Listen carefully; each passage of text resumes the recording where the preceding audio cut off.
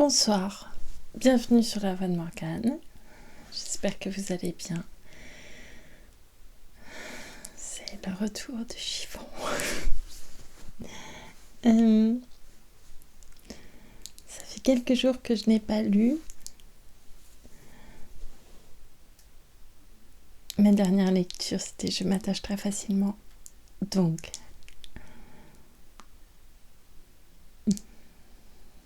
c'était une vraie joie. J'espère qu'il va me faire rire un petit peu Charles Dickens.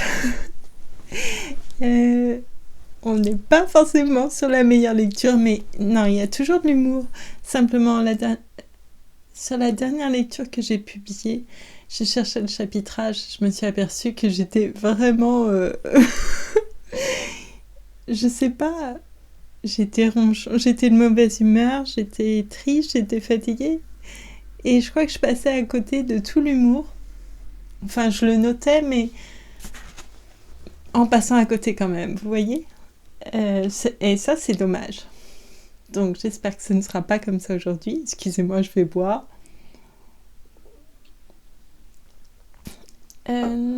Voilà. Sinon, quoi d'autre ? Rien du tout. Si c'était les fêtes, c'était Noël. J'espère que... Je ne sais pas si vous fêtez Noël. Si c'est le cas, j'espère que ça s'est bien passé et que vous étiez entouré de personnes que vous aimez et que vous avez passé des bons moments. Voilà.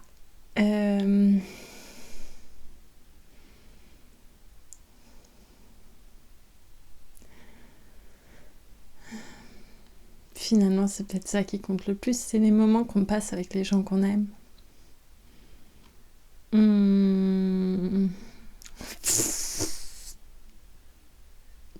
Les platitudes, mais des platitudes qui s'avèrent exactes. Hein, donc, bon, voilà. Simplement, parfois on préfère passer ces moments seuls aussi. C'est pas moi qui vais critiquer ça, ça m'arrive très souvent. La plupart du temps, d'ailleurs, de passer les fêtes toute seule. D'ailleurs, je passe tout mon temps toute seule. Non, c'est faux. C'est un peu vrai, un peu faux. Allez, j'arrête de dire n'importe quoi. Je reprends Charles Dickens. Donc, les grandes... Pardon, si je tiens pas le titre, je vais pas pouvoir aller très loin. Les grandes espérances. Chapitre 30. J'arrive pas. Attention, ça fait quand même, oui, quelques jours que je n'ai pas lu. Chapitre 30. Excusez-moi. Le matin, après avoir bien considéré la chose, tout en m'habillant au cochon bleu, je résolus de dire à mon tuteur que je ne savais pas trop si Orlick était bien le genre d'homme qui convenait pour remplir un poste de confiance chez Miss Havisham. « Sans doute il n'est pas tout à fait le genre d'homme qu'il faut, Pip, dit mon tuteur, sachant d'avance à quoi s'en tenir sur son compte, parce que l'homme qui remplit un poste de confiance n'est jamais le genre d'homme qu'il faut. » Il me sembla ravi de trouver que ce poste en particulier n'était pas tenu exceptionnellement par quelqu'un du genre qu'il fallait, et il m'écouta d'un air satisfait pendant que je lui racontais ce que je savais d'Orlick. « Très bien, Pip, dit-il quand j'eus fini, je passerai tout à l'heure pour remercier notre ami. » Un peu alarmé par cette promptitude d'action, j'opinais pour un peu de délai et je ne lui cachais même pas que notre ami lui-même serait peut-être assez difficile à manier. « Oh, allons donc, dit mon tuteur en laissant passer le bout de son mouchoir de poche avec une entière confiance. Je voudrais bien le voir discuter la chose avec moi. » Comme nous devions retourner ensemble à Londres par la voiture de midi et que j'avais déjeuné avec une si grande appréhension de voir paraître Pumblechook que je pouvais à peine tenir ma tasse, cela me fournit l'occasion de dire que j'avais besoin de marcher et que j'irais en avant sur la route de Londres pendant que Mr. Jaggers irait à ses affaires, s'il voulait bien prévenir le cocher que je reprendrais ma place quand la voiture me rejoindrait. Je pus ainsi fuir le cochon bleu aussitôt après déjeuner. En faisant un détour d'un couple de Mill, en pleine campagne, derrière la propriété de Pumblechook, je retombais dans la grande rue, un peu au-delà de ce traquenard, et je me sentis comparativement en sûreté. Ce me fut un grand plaisir de me retrouver dans la vieille et silencieuse ville, et il ne m'était pas trop désagréable de me voir, par-ci par-là, reconnu et lorgné. Un ou deux boutiquiers sortirent même de leur boutique et marchèrent un peu en avant de moi, dans la rue, afin de pouvoir se retourner, comme s'ils avaient oublié quelque chose, et se trouver face à face avec moi pour me contempler. Dans ces occasions, je ne sais pas qui d'eux ou de moi faisait le pire semblant. Eux, de ne pas me regarder, moi, de ne pas les voir. Toujours est-il que ma position me semblait une position distinguée, et que je n'en étais pas du tout mécontent, quand le sort jeta sur mon chemin ce mécréant sans nom, le garçon du tailleur Trapp. En portant les yeux à une certaine distance en avant, j'aperçus ce garçon qui approchait en se battant les flancs avec un grand sac bleu qui était vide.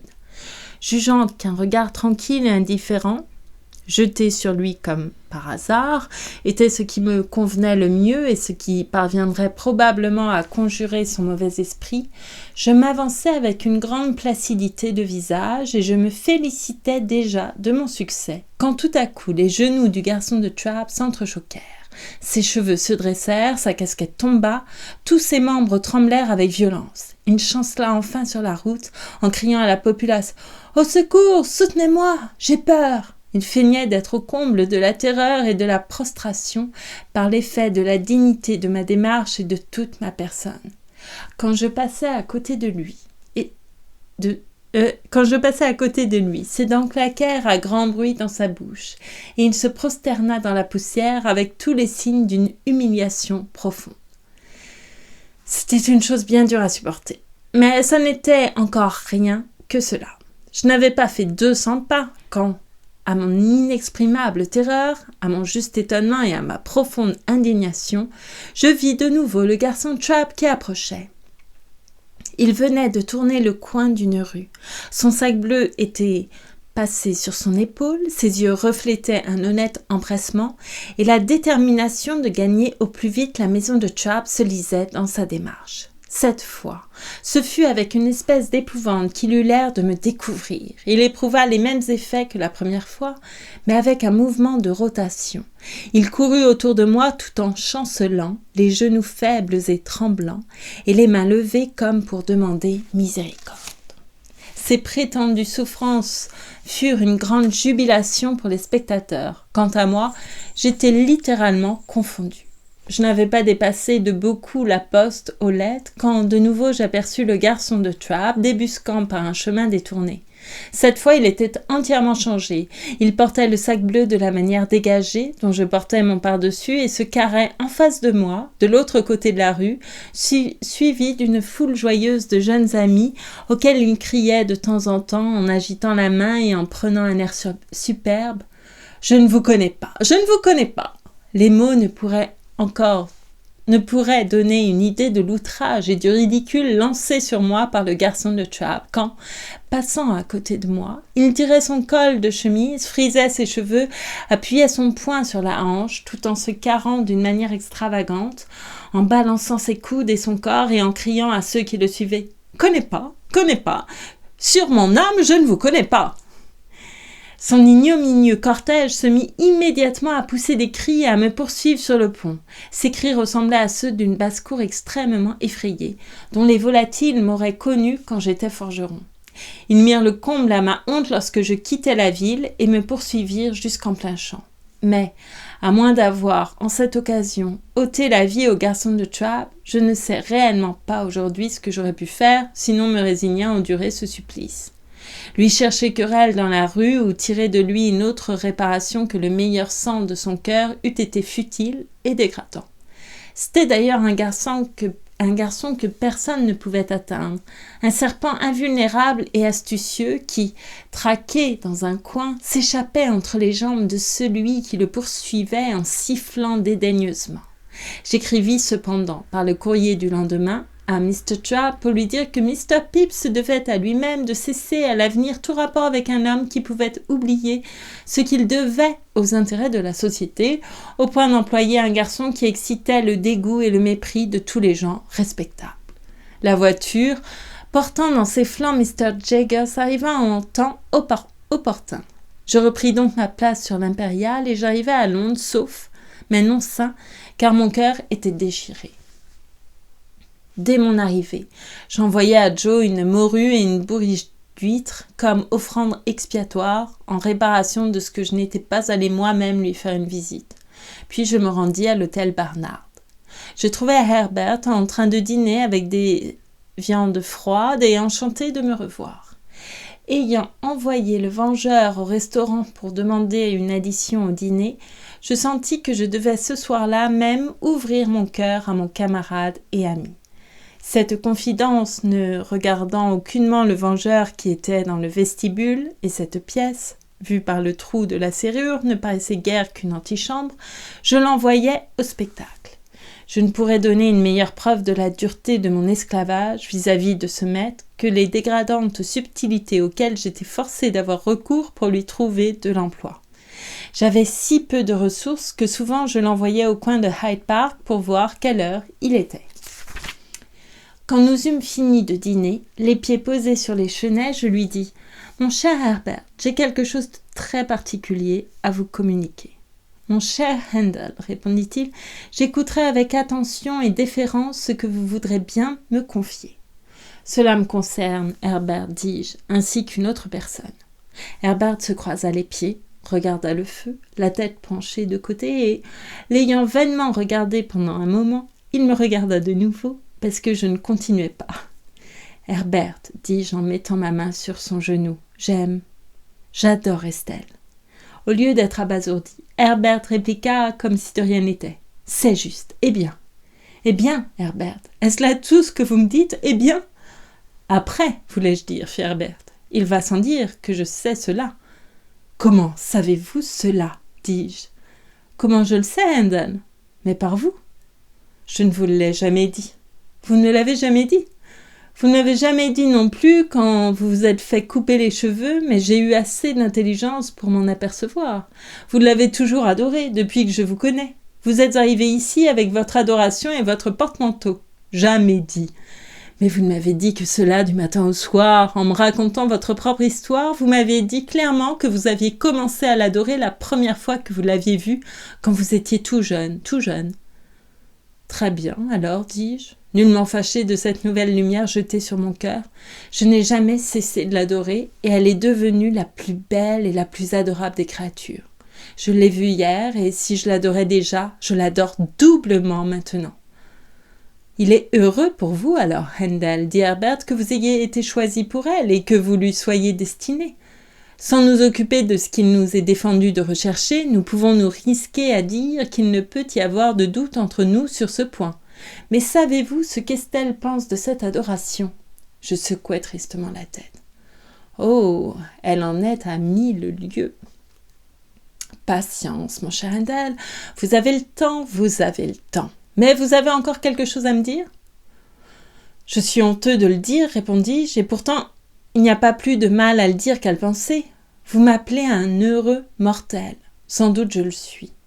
Hier, je n'étais encore qu'un pauvre garçon de forge. Aujourd'hui, je suis...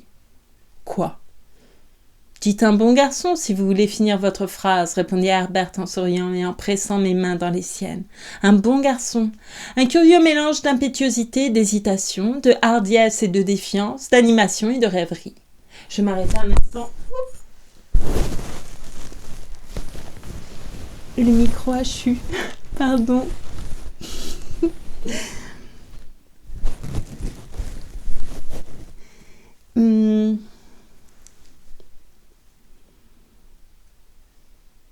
Je m'arrêtai un instant pour considérer si mon caractère contenait réellement un pareil mélange.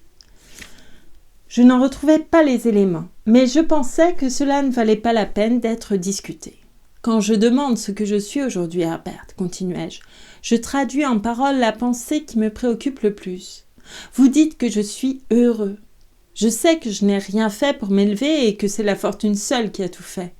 C'est avoir eu bien de la chance, et pourtant quand je pense à Estelle, et quand vous n'y pensez pas. Êtes-vous plus tranquille ? Interjeta Herbert, les yeux fixés sur le feu, ce qui me parut très bon et très sympathique de sa part. Alors, mon cher Herbert, je ne puis vous dire combien je me sens dépendant de tout et incertain de l'avenir, et à combien de centaines de hasards je me sens exposé. Tout en évitant le terrain défendu, comme vous l'avez fait si judicieusement tout à l'heure, je puis encore dire que toutes mes espérances dépendent de la constance d'une personne, sans nommer personne, et m'affliger de voir ces espérances encore si vagues et si indéfinies. En disant cela, je soulageais mon esprit de tout ce qui l'avait toujours tourmenté plus ou moins, mais, sans nul doute, depuis la veille plus que jamais. Maintenant, Handel, répliqua Herbert de son ton gai et encourageant, il me semble que les angoisses d'une tendre passion nous font regarder le défaut de notre cheval avec un verre grossissant et détournent notre attention de ses qualités. Ne m'avez-vous pas raconté que votre tuteur, Mr. Jaggers, vous avait dit dès le début que vous n'aviez pas que des espérances ? Et même s'il ne vous l'avait pas dit, bien que ce soit là un très grand si, j'en conviens, ne pensez-vous pas que de tous les hommes de Londres, Mr. Jaggers serait le dernier à continuer ses relations actuelles avec vous s'il n'était pas sûr de son terrain ? Je répondis que je ne pouvais nier que ce fût là un grand point, et, comme il arrive souvent en pareil cas, je le dis en ayant l'air de faire avec répugnance une concession à la vérité et à la justice, et comme si j'avais réprimé le besoin de le nier. « Je crois bien que c'est un grand point, dit Herbert, et je crois aussi que vous seriez bien embarrassé d'en trouver un plus grand. Du reste, vous devez attendre le bon plaisir de votre tuteur comme il doit attendre le bon plaisir de ses clients. Vous aurez 21 ans avant de savoir où vous en êtes. Peut-être alors recevrez-vous quelques nouveaux éclaircissements. Dans tous les cas, vous serez plus près de le recevoir car il faut bien que cela vienne à la fin. Quel charmant caractère vous avez, dis-je, en admirant avec reconnaissance l'entrain de ses manières. Ce doit être, dit Herbert, car je n'ai guère que cela. Je dois reconnaître que le bon sens de ce que je viens de dire n'est pas de moi, mais de mon père. La seule remarque que je lui ai jamais entendu faire sur votre situation, c'est cette conclusion. La chose est faite et arrangée, ou sans cela, Mr. Jaggers ne s'en mêlerait pas. Et maintenant, avant d'en dire davantage sur mon père, ou le fils de mon père, et de vous rendre confidence pour confidence, j'éprouve le besoin de me rendre sérieusement désagréable à vos yeux, positivement repoussant. Vous n'y réussirez pas, dis-je. Oh si, dit-il. 1, 2, 3, et je commence, Handel, mon bon ami. Quoiqu'il parlât d'un ton fort léger, il était très ému. J'ai pensé, depuis que nous causons ici, les pieds sur les barreaux de la grille, que votre mariage avec Estelle ne peut être assurément une condition de votre héritage, si votre tuteur ne vous en a jamais parlé. Ai-je raison de comprendre ainsi ce que vous m'avez dit, qu'il n'a jamais fait allusion à elle, en aucune manière, directement ou indirectement, que votre protecteur pouvait avoir des vues quant à votre mariage futur ? Jamais. Maintenant, Handel, je ne veux pas vous faire de peine, sur mon âme et sur mon honneur. Ne lui étant pas engagé, ne pouvez-vous vous détacher d'elle ? Je vous ai dit que j'allais être désagréable. Je détournai la tête, car quelque chose de glacial et d'inattendu fondait sur moi. Comme le vent des vieux marais venant de la mer, une sensation pénible, comme celle qui m'avait subjuguée le matin où j'avais quitté la forge, quand le brouillard se levait solennellement et quand j'avais mis la main sur le poteau indicateur de notre village, fit de nouveau battre mon cœur. Il y eut entre nous un silence de quelques instants. « Oui, mais mon cher Handel, continua Herbert, comme si nous avions parlé au lieu de garder le silence. Ce qui rend la chose très sérieuse, c'est qu'elle a pris d'aussi fortes racines dans la poitrine d'un garçon que la nature et les circonstances ont fait si romanesque. Songez à la manière dont elle a été élevée et songez à Miss Havisham, songez à ce qu'elle est par elle-même. Mais voilà que je deviens repoussant et que vous me haïssez. Cela peut amener des événements malheureux. Je sais tout ce que vous pouvez me dire, Herbert, repris-je en continuant de tenir ma tête tournée, mais je ne puis m'empêcher de l'aimer. Vous ne pouvez vous en détacher ? Non, cela m'est impossible. Vous ne pouvez pas essayer, Handel ? Non, cela m'est impossible. Eh bien, dit Herbert en se levant et se secouant vivement comme s'il avait dormi, et se mettant vivement à remuer le feu, maintenant, je vais essayer de devenir agréable. Il fit le tour de la chambre, secoua les rideaux, mit les chaises à leur place, rangea les livres et tout ce qui traînait, regarda dans le vestibule, jeta un coup d'œil dans la boîte aux lettres, ferma la porte et revint prendre sa chaise au coin du feu, où il s'assit, en berçant sa jambe gauche entre ses deux bras. « Je vais vous dire un ou deux mots, Handel, touchant mon père et le fils de mon père. Je crains qu'il ne soit à peine nécessaire pour le fils de mon père de vous faire remarquer que l'établissement de mon père n'est pas tenu d'une façon bien brillante. » « Il y a toujours plus qu'il ne faut, Herbert, dis-je, pour dire quelque chose d'encourageant. »« Oh oui, c'est aussi ce que dit le balayeur et aussi la marchande de poissons qui demeure dans la rue qui se trouve derrière. Sérieusement, Handel, car le sujet est assez sérieux. Vous savez ce qui en est aussi bien que moi. Je crois qu'il fut un temps où mon père s'occupait encore de quelque chose, mais si ce temps a jamais existé, il n'est plus. Puis-je vous demander si vous avez déjà eu l'occasion de remarquer dans votre pays que les enfants, qui ne sont pas positivement de bons partis, sont toujours très particulièrement pressés de se marier ? Cette question était si singulière que je lui demandai en retour « En est-il ainsi ?» « Je ne sais pas, dit Herbert, et c'est ce que j'ai besoin de savoir parce que c'est positivement le cas avec nous. Ma pauvre sœur Charlotte, qui venait après moi et qui est morte avant sa 14e année, en est un exemple frappant. La petite Jane est de même. Son désir d'être maritalement établie pourrait vous faire croire qu'elle a passé sa courte existence dans la contemplation perpétuelle du bonheur domestique. Le petit Alick, qui est encore en robe, a déjà pris des arrangements pour son union avec une jeune personne très convenable de Kew, et en vérité, je pense qu'à l'exception du baby, nous sommes tous fiancés. Alors vous aussi, vous l'êtes, dis-je. Je le suis, dit Herbert, mais c'est un secret. Je l'assurai de ma discrétion et je le priai de me faire la faveur de me donner de plus longs détails. Il avait parlé avec tant de délicatesse et de sympathie de ma faiblesse que j'avais besoin de savoir quelque chose de sa force. Puis-je demander le nom de la personne, dis-je ? Clara, dit Herbert. Habite-t-elle Londres ? Oui.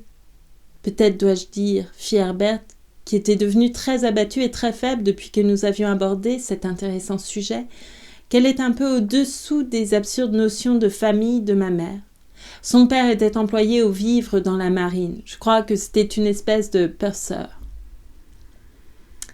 Purser est le titre qui, sur les vaisseaux de la marine royale et de la marine marchande, est donné à l'officier ou à l'employé chargé de toutes les questions relatives aux approvisionnements et au service de la table. Cet emploi correspond à peu près à celui de nos comptables. Qu'en est-il maintenant ? Maintenant, il est invalide, répondit Herbert. Vivant, sûr, à un premier étage, dit Herbert, qui n'y était pas du tout, car j'avais voulu parler de ses moyens d'existence. Je ne l'ai jamais vu depuis que je connais Clara, car il ne quitte pas sa chambre, qui est au-dessus, mais je l'ai entendu constamment aller et venir et faire un vacarme effroyable en roulant quelques terribles instruments sur le plancher. Herbert me regarda et se mit à rire de tout son cœur et recouvra en un moment ses manières enjouées ordinaires. « Ne vous attendez-vous pas à le voir ?»« Oh oui, je m'attends toujours à le voir, » répondit Herbert, « parce que je ne l'entends jamais sans m'attendre à le voir passer à travers le plancher, mais je ne sais pas combien de temps les solives pourront y tenir. » Quand il eut encore ri de tout son cœur, il redevint inquiet et me dit que dès qu'il aurait réalisé un capital, il avait l'intention d'épouser cette jeune personne.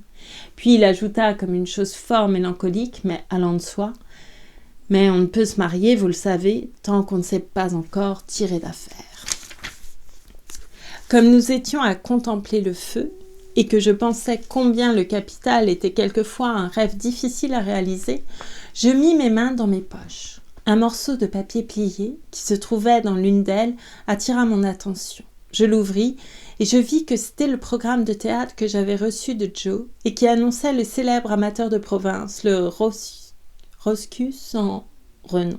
« Dieu me bénisse !» m'écriai-je involontairement. « C'est pour ce soir. » Ceci changea notre sujet de conversation en un moment et nous résolûmes immédiatement de nous rendre au théâtre. Donc, lorsque j'eus pris l'engagement de consoler et d'aider Herbert dans son affaire de cœur, par tous les moyens praticables et impraticables, quand Herbert me dit que sa fiancée me connaissait déjà de réputation et que je lui serais présenté, et quand nous eûmes scellé d'une chaude poignée de main notre mutuelle confidence, nous soufflâmes nos bougies, nous arrangeâmes notre feu, et après avoir fermé notre porte, nous nous mîmes en quête de Mr. Wopsle et d'Hamlet, prince de Danemark.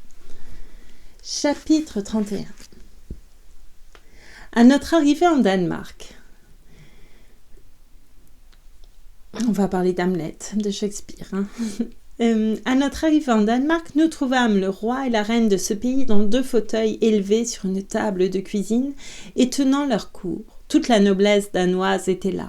Elle se composait d'un jeune gentilhomme enfoui dans des bottes en peau de chamois qu'il avait probablement hérité d'un ancêtre géant, d'un vénérable père à figure sale qui paraissait n'être sorti des rangs du peuple que dans un âge très avancé, et d'une personne avec un peigne dans les cheveux, les 2 jambes recouvertes de soie blanche et présentant une apparence toute féminine.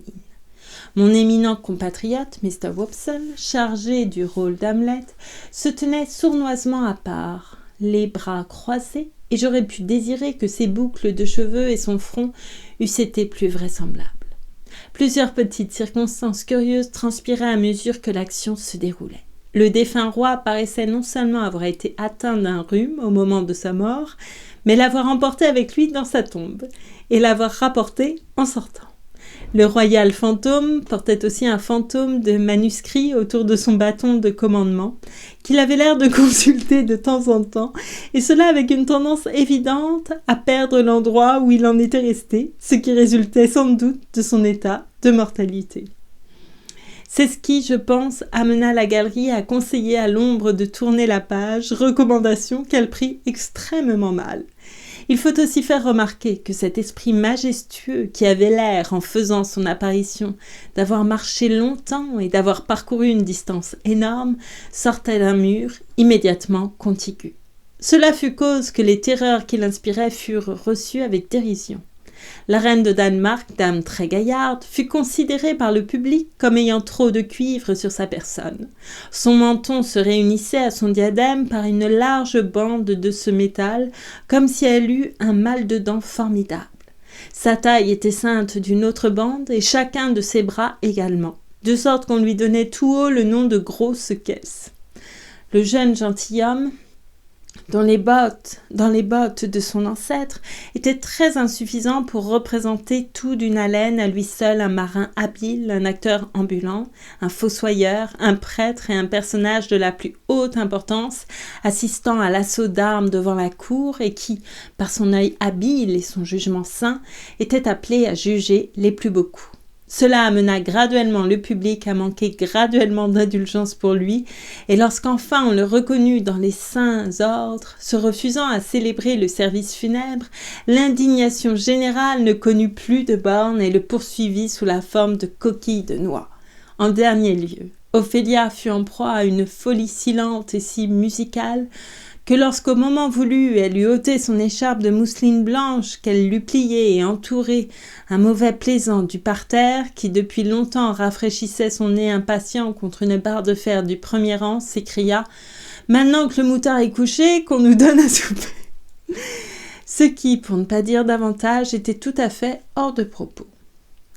Tous ces incidents s'accumulaient d'une manière folâtre sur mon infortuné compatriote. Toutes les fois que le prince indécis avait à faire une question ou à éclairer un doute, le public l'y aidait. Comme par exemple à la question s'il était plus noble à l'esprit de souffrir, quelques-uns crièrent « oui », quelques-uns « non », et d'autres, penchant pour les 2 opinions, dirent « voyons à pile ou face ». C'était tout à fait une conférence d'avocats. Quand il demanda pourquoi un être comme lui ramperait entre le ciel et la terre, il fut encouragé par les cris « écoutez, écoutez ». Lorsqu'il parut avec son bas en désordre, ce désordre exprimé selon l'usage par un pli très propre à la partie supérieure, pli que l'on obtient, je crois, à l'aide d'un fer à repasser, une discussion s'éleva dans la galerie à propos de la pâleur de sa jambe et le public demanda si elle était occasionnée par la peur que lui avait faite le fantôme. Lorsqu'il saisit le flageolet qui ressemblait énormément à une petite flûte dont on avait joué dans l'orchestre et qu'on venait de mettre dehors, on lui demanda à l'unanimité le Rule Britannia. Quand il recommanda à l'accompagnateur de ne pas massacrer l'air, le mauvais plaisant dit « Et vous non plus, vous êtes bien plus mauvais que lui !» Et j'éprouve de la peine à ajouter que des éclats de rire accueillirent Mr. Wopsle dans chacune de ces occasions. Mais ses plus rudes épreuves furent dans le cimetière, qui avait l'apparence d'une forêt vierge, avec une sorte de petit vestiaire d'un côté et une porte à tourniquet de l'autre. Quand Mr. Wopsle, en manteau noir, fut aperçu passant au tourniquet, on avertit amicalement le fossoyeur en criant « Attention, voilà l'entrepreneur des pompes funèbres qui vient voir comment vous travaillez !» Je crois qu'il est bien connu que, dans un pays constitutionnel, Mr. Wopsle ne pouvait décemment pas rendre le crâne après avoir moralisé dessus sans s'essuyer les doigts avec une serviette blanche qu'il tira de son sein, mais même cette action, innocente et indispensable, ne passa pas sans le commentaire « Garçon !» L'arrivée du corps pour l'enterrement, dans une grande boîte noire, vide, avec le couvercle ouvert et retombant en dehors, fut le signal d'une joie générale qui s'accrut encore par la découverte, parmi les porteurs, d'un individu sujet à l'identification. La joie suivit Mr. Wopsle dans sa lutte avec Laërte sur le bord de la tombe de l'orchestre et ne se ralentit pas jusqu'au moment où il renversa le roi de dessus la table de cuisine et qu'il fut mort à force de se tenir les pieds en l'air. Nous avions fait au commencement quelques timides efforts pour applaudir Mr. Wopsle, mais avec trop d'insuccès pour persister. Nous étions donc restés tranquilles, tout en souffrant pour lui, mais riant tout bas, néanmoins, de l'un à l'autre. Je riais tout le temps, malgré moi, tant cela était comique, et pourtant j'avais une espèce d'impression qu'il y avait quelque chose de positivement beau dans l'élocution de Mr. Wopsle. Non pas que j'en ai peur à cause de mes anciennes relations, mais parce qu'elle était très lente, terrible, montante et descendante, et qu'elle ne ressemblait en aucune manière à la façon dont un homme, dans les circonstances naturelles de la vie ou de la mort, s'est jamais exprimé sur quoi que ce soit. Quand la tragédie fut finie et qu'on eut rappelé et hué notre ami, je dis à Herbert « Partons sur le champ de peur de le rencontrer ». Nous descendîmes en toute hâte, mais pas assez vite cependant. À la porte se trouvait une espèce de juif avec des sourcils extrêmement épais et crasseux. Il m'aperçut comme nous avancions et me dit quand nous passâmes à côté de lui « Mr. Pip et son ami ?» L'identité de Mr. Pip et de son ami ayant été avouée, il continua « Mr. Waldengarver serait bien aise d'avoir l'honneur. » « Waldengarver, répétai-je. Immédiatement, Herbert me dit à l'oreille « C'est Wopsle, sans doute. » « Oh, bien, dis-je, faut-il vous suivre ? Quelques pas, s'il vous plaît. » Quand nous fûmes dans un couloir retiré, il se retourna pour me demander « Quel air lui avez-vous trouvé ? C'est moi qui l'ai habillé. » Je ne savais pas de quoi il avait l'air, si ce n'est d'un conducteur d'enterrement avec l'addition d'un grand soleil ou d'une étoile danoise pendue à son cou par un ruban bleu, ce qui lui avait donné l'air d'être assuré par quelque compagnie extraordinaire d'assurance contre l'incendie. Mais je répondis qu'il m'avait paru très convenable. Quand il arrive à la tombe, il fait admirablement valoir son manteau, mais de la coulisse, il m'a semblé que, quand il voit le fantôme dans l'appartement de la reine, il aurait pu tirer meilleure partie de ses bas. Je fis un signe d'assentiment et nous tombâmes, en passant par une sale petite porte volante, dans une sorte de caisse d'emballage où il faisait très chaud et où Mr. Wopsle se débarrassait de ses vêtements danois. Il y avait juste assez de place pour nous permettre de regarder par-dessus nos épaules en tenant ouverte la porte ou le couvercle de la caisse. « Messieurs, dit Mr. Wopsle, je suis fier de vous voir. J'espère, Mr. Pip, que vous m'excuserez de vous avoir fait prier de venir. J'ai eu le bonheur de vous connaître autrefois et le drame a toujours eu des droits particuliers à l'estime des nobles et des riches. » En même temps, Mr. Waldengarver, dans une effroyable transpiration, cherchait à se débarrasser de son deuil princier. « Retournez les bas, Mr. Waldengarver, dit le possesseur de cette partie du costume, ou vous les crèverez. Vous les crèverez, vous crèverez 35 shillings. Shakespeare n'a jamais été interprété avec une plus belle paire de bas. Tenez-vous tranquille sur votre chaise et laissez-moi faire. » Sur ce, il se mit à genoux et commença à dépouiller sa victime qui, le premier bas ôté, serait infailliblement tombé à la renverse avec sa chaise s'il y avait eu de la place pour tomber n'importe comment. Je n'avais pas osé dire jusqu'alors un seul mot sur la représentation, mais en ce moment, Mr. Waldengarver nous regarda avec satisfaction et dit « Messieurs, comment vous a-t-il semblé que cela marchait vu de face ?»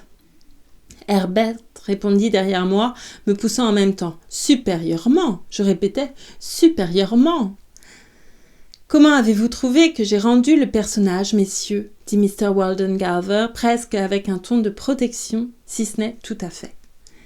Herbert répondit de derrière en me poussant de nouveau. « Merveilleux, complet !» Et je répétais hardiment comme si je l'avais inventé et comme si je devais appuyer sur ces mots. « Merveilleux, complet !» « Je suis aise d'avoir votre approbation, messieurs, dit Mr. Waldengarver avec un air de dignité, tout en se cognant en même temps contre la muraille et en se retenant au siège du fauteuil.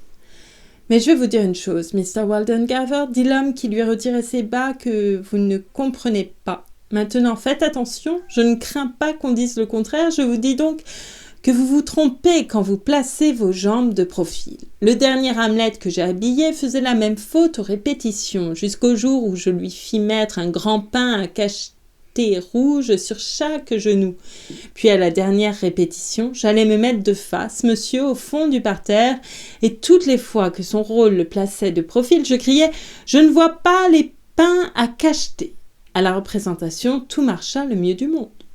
Mr. Waldengarver me sourit, comme pour me dire « Un fidèle serviteur, je flatte sa manie ».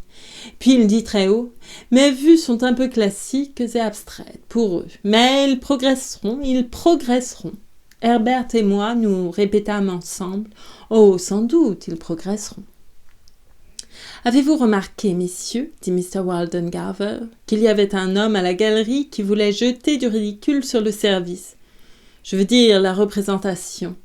Nous répondîmes lâchement que nous croyions avoir remarqué quelque chose de semblable et j'ajoutai que sans doute cet homme était ivre. « Oh non pas, monsieur, il n'était pas ivre. Celui qui l'emploie veille à cela, monsieur, il ne lui permettrait pas de s'enivrer. Vous connaissez celui qui l'emploie, dis-je ?» Mr. Wopsle ferma les yeux et les rouvrit, exécutant ses mouvements avec une grande lenteur. « Vous avez dû remarquer, messieurs, dit-il, un âne ignorant et beuglant à la gorge pelée qui a une expression de basse malignité sur le visage. Il a essayé, je ne dirais pas joué, le rôle de Claudius, roi de Danemark. C'est celui qui l'emploie, messieurs. Voilà sa profession. » Sans savoir exactement si j'aurais été plus fâché pour Mr. Wopsle, s'il avait été au désespoir, j'étais, quoi qu'il en soit, si fâché pour lui, et je compatissais tellement à son sort que je profitais de l'instant où il se retournait pour faire mettre ses bretelles, ce qui nous forçait à rester en dehors de la porte, pour demander à Herbert ce qu'il pensait de l'avoir à souper. Herbert dit qu'il pensait qu'il serait bien de l'inviter. En conséquence, je lui fis mon invitation et il vint avec nous à l'hôtel Bernard, enveloppé jusqu'aux yeux. Nous le traitâmes de notre mieux et il resta jusqu'à 2 heures du matin en passant en revue son succès et en développant ses plans. J'ai oublié ce qu'ils étaient en détail, mais j'ai un souvenir général qu'il voulait commencer par ressusciter le théâtre pour finir par l'anéantir, d'autant plus que sa mort le laisserait dans un abandon complet et sans aucune chance d'espoir. Après tout cela, je gagnais mon lit dans un état piteux. Je pensais à Estelle, je rêvais que toutes mes espérances étaient évanouies et que je devais donner ma main en légitime mariage à la Clara d'Herbert ou jouer Hamlet avec le fantôme de Miss Havisham devant 20 000 personnes sans en savoir les 20 premiers mots.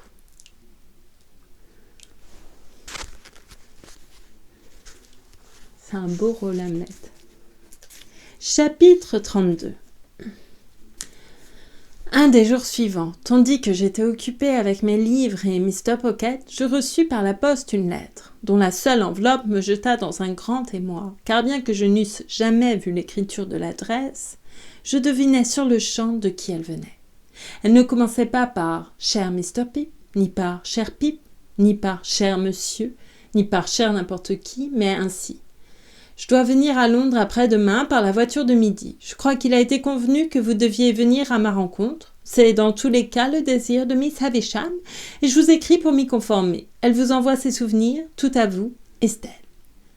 Si j'en avais eu le temps. J'aurais probablement commandé plusieurs habillements complets pour cette occasion.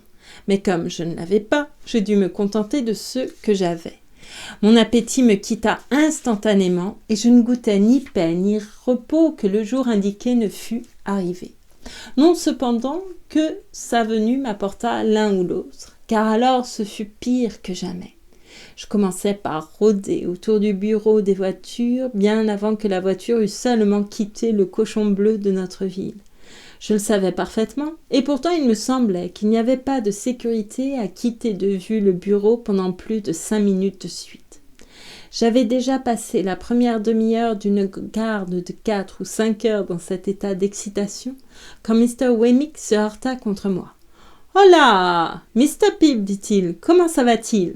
Je ne pensais pas que ce fût ici que vous dussiez faire votre faction. » Je lui expliquai que je venais attendre quelqu'un qui devait arriver par la voiture et je lui demandais des nouvelles de son père et du château. « Tous les deux sont florissants, merci, dit-il. Le vieux surtout, c'est un fameux père, il aura 82 ans à son prochain anniversaire. J'ai envie de tirer 82 coups de canon, si toutefois les voisins ne se plaignent pas et si mon canon peut supporter un pareil service. Mais on ne parle pas de cela à Londres. Où pensez-vous que j'aille ? » « À l'étude, dis-je, car il était tourné dans cette direction. »« Tout près, répondit Wemmick, car je vais à Newgate. Nous sommes en ce moment dans l'affaire d'un banquier qui a été volé. Je suis allé jusque sur la route pour avoir une idée de la scène où l'action s'est passée, et là-dessus, je dois avoir un mot ou deux d'entretien avec notre client. »« Est-ce que votre client a commis le vol ? Demandai-je. »« Que Dieu ait pitié de votre âme et de votre corps, non !» répondit Wemmick sèchement. « Mais il en est accusé comme vous ou moi pourrions l'être. L'un de nous, vous le savez, pourrait aussi bien en être accusé. »« Seulement nous ne le sommes ni l'un ni l'autre, répondis-je. »« En vérité, dit Wemmick, en me touchant la poitrine du bout du doigt, vous êtes un profond gaillard, Mr. Pip. Vous serait-il agréable de jeter un coup d'œil sur Newgate ? Avez-vous le temps ? J'avais tant de temps à perdre que la proposition m'agréa comme un soulagement malgré ce qu'elle avait d'inconciliable avec mon ardent désir de ne pas perdre de vue le bureau des voitures. Je murmurai donc que j'allais m'informer si j'avais le temps d'aller avec lui. J'entrai dans le bureau et demandai au commis, avec la plus stricte précision, le moment le plus rapproché auquel on attendait la voiture, ce que je savais d'avance tout aussi bien que lui. Je rejoignis alors Mr. Wemmick. Et, faisant semblant de consulter ma montre et d'être surpris du renseignement que j'avais reçu, j'acceptai son offre. En quelques minutes, nous arrivâmes à Newgate et nous traversâmes la loge où quelques fers étaient suspendus aux murailles nues, à côté des règlements de l'intérieur de la prison. À cette époque, les prisons étaient fort négligées. Ça n'a pas tellement changé, enfin ça dépend des pays, mais en France, c'est le cas. À cette époque, les prisons étaient fort négligées et la période de réaction exagérée, suite inévitable de toutes les erreurs publiques qui en est toujours la punition la plus lourde et la plus longue, était encore loin. Alors les criminels n'étaient pas mieux logés et mieux nourris que les soldats, pour ne point parler des pauvres. Et ils mettaient rarement le feu à leur prison, dans le but excusable d'ajouter à la saveur de leur soupe. Quand Wemmick me fit entrer, c'était l'heure des visites. Un cabaretier circulait avec de la bière et les prisonniers, derrière les barreaux des grilles, en achetaient et causaient à des amis. C'était, à vrai dire, une scène repoussante, laide, sale et affligeante. Je remarquai que Wemmick marchait au milieu des prisonniers comme un jardinier marcherait au milieu de ses plantes. Cette idée me vint quand je le vis aborder un grand gaillard qui était arrivé la nuit et qui lui dit « Eh bien, capitaine Tom, nous voilà donc ici ? Ah, vraiment ? Ah, n'est-ce pas Black Bill qui est là-bas derrière la fontaine ? Mais je ne vous ai pas vu depuis 2 mois. Comment vous trouvez-vous ici ? » S'arrêtant devant les barreaux, il écoutait les paroles inquiètes et précipitées des prisonniers, mais ne parlait jamais à plus d'un à la fois. Wemmick, avec sa bouche en forme de boîte aux lettres, dans une parfaite immobilité, les regardait pendant qu'ils parlaient comme s'ils voulaient prendre tout particulièrement note des pas qu'ils avaient faits depuis sa dernière visite vers l'avenir qui les attendait après leur jugement. Il était très populaire, et je vis qu'il jouait le rôle familier et bon enfant dans les affaires de Mr. Jaggers, bien qu'il y eût dans toute sa personne un peu de la dignité de Mr. Jaggers qui empêchait qu'on l'approchât au-delà de certaines limites. En reconnaissant successivement chaque client, il leur faisait un signe de tête, arrangeait son chapeau de ses 2 mains sur sa tête, pinçait davantage sa bouche et finissait par remettre ses mains dans ses poches. Une ou deux fois, il eut des difficultés à propos des acomptes sur les honoraires. Alors, s'éloignant le plus possible de l'argent offert en quantité insuffisante, il disait « C'est inutile, mon garçon, je ne suis qu'un subordonné, je ne puis prendre cela. N'agissez pas ainsi avec un subordonné. Si vous ne pouvez pas fournir le montant, mon garçon, vous feriez mieux de vous adresser à un autre patron. Ils sont nombreux dans la profession, vous savez, et ce qui ne vaut pas la peine pour l'un est suffisant pour l'autre. C'est ce que je vous recommande en ma qualité de subordonné. Ne prenez pas une peine inutile. À quoi bon? À qui le tour? C'est ainsi que nous nous promenâmes dans la serre de Wemmick jusqu'à ce qu'il se tourna vers moi et me dit « Faites attention à l'homme auquel je vais donner une poignée de main. » Je n'aurais pas manqué de le faire sans y être engagé, car il n'avait encore donné de poignée de main à personne. Presque aussitôt qu'il eut fini de parler, un gros homme roide, que je vois encore en écrivant, dans un habit olive à la mode, avec une certaine pâleur s'étendant sur son teint naturellement rouge, et des yeux qui allaient et venaient de tous côtés quand il essayait de les fixer, arriva à un des coins de la grille et porta la main à son chapeau, qui avait une surface graisseuse et épaisse comme celle d'un bouillon froid, en faisant un salut militaire demi-sérieux, demi-plaisant. « Bien à vous, colonel, dit Wemmick. Comment allez-vous, colonel ?»« Très bien, Mr. Wemmick. On a fait tout ce qu'il était possible de faire, mais les preuves étaient trop fortes contre nous, colonel. Oui, elles étaient trop fortes, monsieur, mais ça m'est égal. Non, non, dit Wemmick froidement, ça ne vous est pas égal. Puis se tournant vers moi.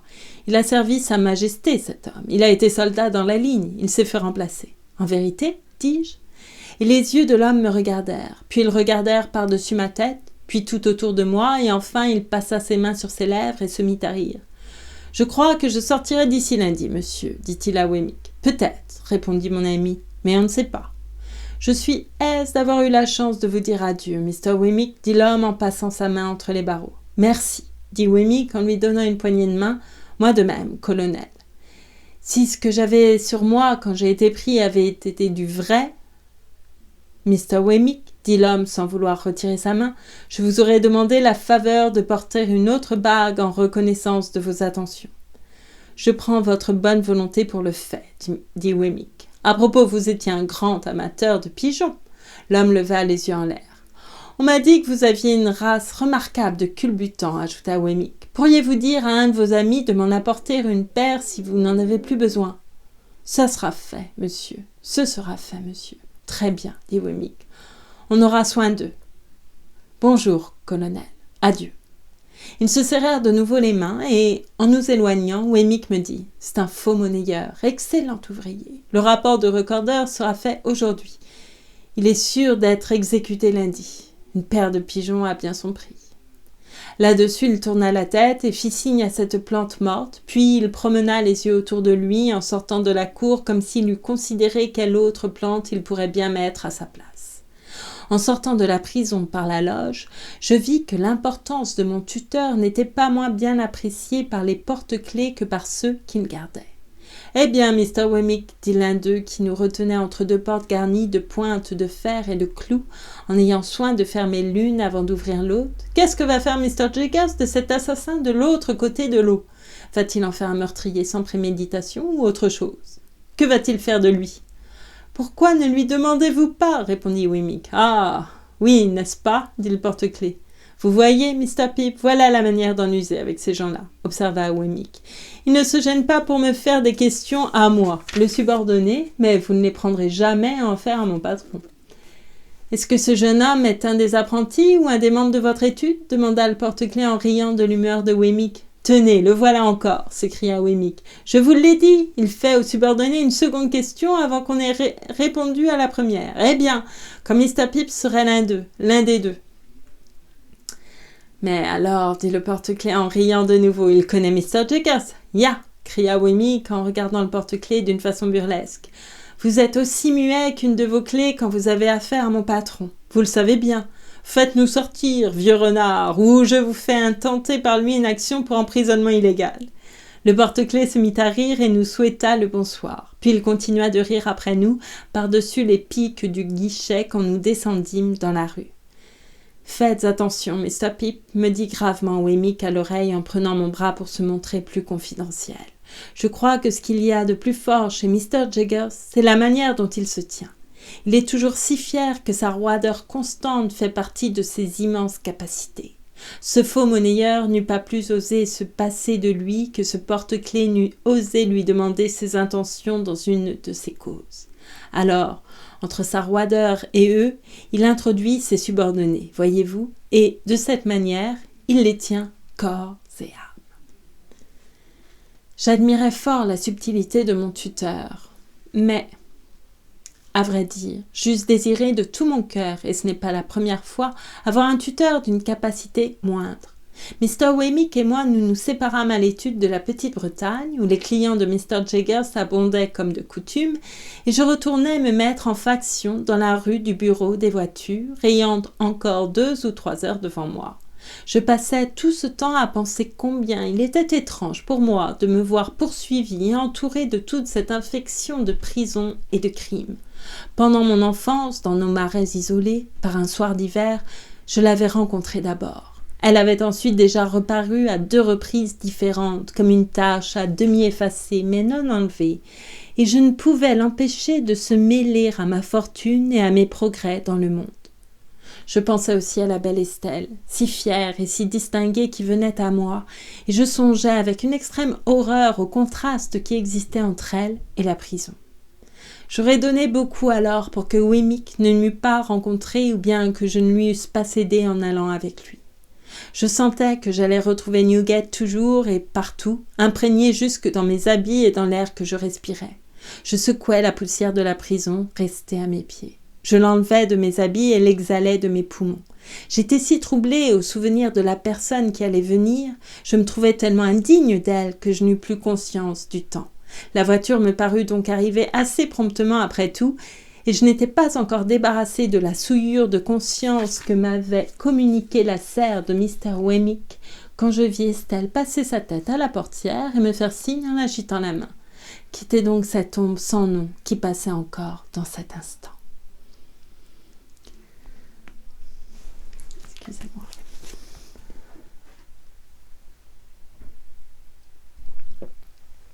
Chapitre 33. Dans ses fourrures de voyage, Estelle semblait plus délicatement belle qu'elle n'avait encore paru, même à mes yeux. Ses manières aussi étaient plus séduisantes qu'elle ne leur avait permis d'être jusqu'alors vis-à-vis de moi. Et je crus voir dans ce changement d'influence de Miss Havisham. Nous étions dans la cour de l'hôtel. Elle m'indiquait ses bagages. Quand nous les eûmes tous assemblés, je me souvins, n'ayant pensé qu'à elle pendant tout le temps, que je ne savais pas où elle allait. « Je vais à Richmond, me dit-elle. Nous avons appris qu'il y a 2 Richmond, l'un dans le comté de Surrey, l'autre dans le comté d'York. Le mien est le Richmond de Surrey, c'est-à-dire 10 milles d'ici. Je dois prendre une voiture et vous devez me conduire. Voici ma bourse et vous devez y puiser pour toutes mes dépenses. Oh, il faut la prendre. Nous n'avons le choix, ni vous ni moi. Il faut obéir à nos instructions. Ni vous ni moi ne sommes libres de suivre notre propre impulsion. » À son regard, en me donnant la bourse, j'espérais qu'il y avait dans ses paroles une intention plus intime. Elle les dit avec une nuance de hauteur, mais cependant sans déplaisir. « Il va falloir envoyer chercher une voiture, Estelle. Voulez-vous vous reposer un peu ici ? » ?»« Oui, je dois me reposer un peu ici. Je dois prendre un peu de thé et vous devez veiller sur moi pendant tout ce temps. » Elle passa son bras sous le mien, comme si on lui eût dit qu'elle devait le faire, et je priai un garçon qui regardait la voiture de l'air d'un homme qui n'avait jamais vu pareille chose de sa vie, de nous conduire à une chambre particulière. Là-dessus, il tira une serviette, comme si c'était un talisman magique, sans lequel il ne trouverait jamais son chemin dans l'escalier, et nous conduisit dans le trou le plus noir de l'établissement, meublé d'un diminutif de miroir, article tout à fait superflu, vu l'exiguïté du lieu, d'un ravier à anchois, d'un huilier à sauce et des socs de quelqu'un. Sur les objections que je fis, il nous mena dans une autre pièce où se trouvait une table pour 30 couverts et dans la cheminée de cette même chambre, on voyait une feuille de papier arrachée à un cahier de copie sous un boisseau de charbon de terre. Le garçon prit mes ordres qui ne consistaient qu'à demander un peu de thé pour ma compagnie et nous quitta. J'ai cru et je crois que l'air de cette chambre, avec sa forte combinaison d'odeurs d'étable et d'odeurs de soupe, aurait pu induire à penser que le département des transports n'allait pas très bien et que le propriétaire de l'entreprise faisait bouillir les chevaux pour le département des vivres. Cependant, cette chambre était tout pour moi, puisqu'Estelle y était. Je pensais qu'avec elle, j'aurais pu y être heureux pour la vie. Remarquez que je n'y étais pas du tout heureux à ce moment-là et que je le savais bien. « Où allez-vous à Richmond ?» demandai-je à Estelle. « Je vais demeurer, dit-elle, à grands frais chez une dame du pays qui a le pouvoir, ou du moins elle le dit, de me mener partout, de me présenter, de me montrer le monde et de me montrer au monde. Je suppose que vous serez enchanté du changement et de l'admiration qui vous sera témoignée. »« Oui, je le suppose aussi. » Elle répondit avec tant d'insouciance que je lui dis « Vous parlez de vous-même comme si vous étiez une autre. »« Où avez-vous appris comment je parle des autres ? Allons. »« Allons, dit Estelle, avec un charmant sourire. Vous ne vous attendez pas à me voir aller à votre école. Je parle à ma manière. Comment vous trouvez-vous chez Mr. Pocket ? Je suis tout à fait bien, du moins. Il me sembla alors que je venais de baisser dans son esprit. Du moins, répéta Estelle. Aussi bien que je puis être partout où vous n'êtes pas. Quel niais vous faites, dit Estelle avec beaucoup de calme. Comment pouvez-vous dire de pareilles absurdités ? Mr. Pocket est, je crois, bien supérieur au reste de la famille. Très supérieur, en vérité. Il n'est l'ennemi de personne. N'ajoutez pas. Que de lui-même, interrompit Estelle, car je hais ces sortes de gens. Mais il est réellement désintéressé et au-dessus des petitesses, de la jalousie et du dépit, du moins à ce que j'ai entendu dire. J'ai tout lieu de le dire, je vous assure. J'ai tout lieu de le dire, je vous assure. Sûr. Vous n'avez pas lieu de le dire de tous les siens, dit Estelle en me faisant signe de la tête, avec une expression tout à la fois grave et railleuse, car ils assomment Miss Havisham de rapports et d'insinuations qui vous sont peu favorables. Ils vous espionnent, dénaturent tout ce que vous faites et écrivent contre vous des lettres quelquefois anonymes. Vous êtes enfin le tourment de leur vie. Vous pouvez à peine vous faire une idée de la haine que ces gens-là ont pour vous. J'espère qu'ils ne parviennent pas à me nuire, dis-je. Au lieu de répondre, Estelle se mit à rire. Ceci me parut très singulier et je fixai les yeux sur elle dans une grande perplexité. Quand elle cessa, et elle n'avait pas ri du bout des lèvres, mais avec une gaieté réelle, je dis d'un ton défiant dont je me servais avec elle, « J'espère que cela ne vous amuserait pas, s'il me faisait du mal. »« Non, non, soyez-en sûre, dit Estelle. Vous pouvez être certain que je ris parce qu'ils échouent. Oh, quelle torture ces gens-là éprouvent avec Miss Havisham. » Elle se mit à rire à nouveau, et maintenant qu'elle m'avait dit pourquoi, son rire continuait à me paraître singulier. Je ne pouvais m'empêcher de douter qu'il fût naturel. Il me semblait trop fort pour la circonstance. Je pensais qu'il devait y avoir là-dessous plus de choses que je n'en savais. Elle comprit ma pensée et y répondit. « Il n'est pas facile, même pour vous, dit-elle, de comprendre la satisfaction que j'éprouve à avoir contrecarré ces gens-là. Et quel sentiment délicieux je ressens quand ils se rendent ridicules. Vous n'avez pas été élevé dans cette étrange maison depuis l'enfance. Moi, je l'ai été. Votre jeune esprit n'a pas été aigri par leurs intrigues contre vous. On ne l'a pas étouffé sans défense, sous le masque de la sympathie et de la compassion. Moi, j'ai éprouvé cela. Vous n'avez pas, petit à petit, ouvert vos grands yeux d'enfant sur toutes ces impostures. Moi, je l'ai fait. » Estelle ne riait plus. Elle n'allait pas non plus chercher ses souvenirs dans des endroits sans profondeur. Pardon.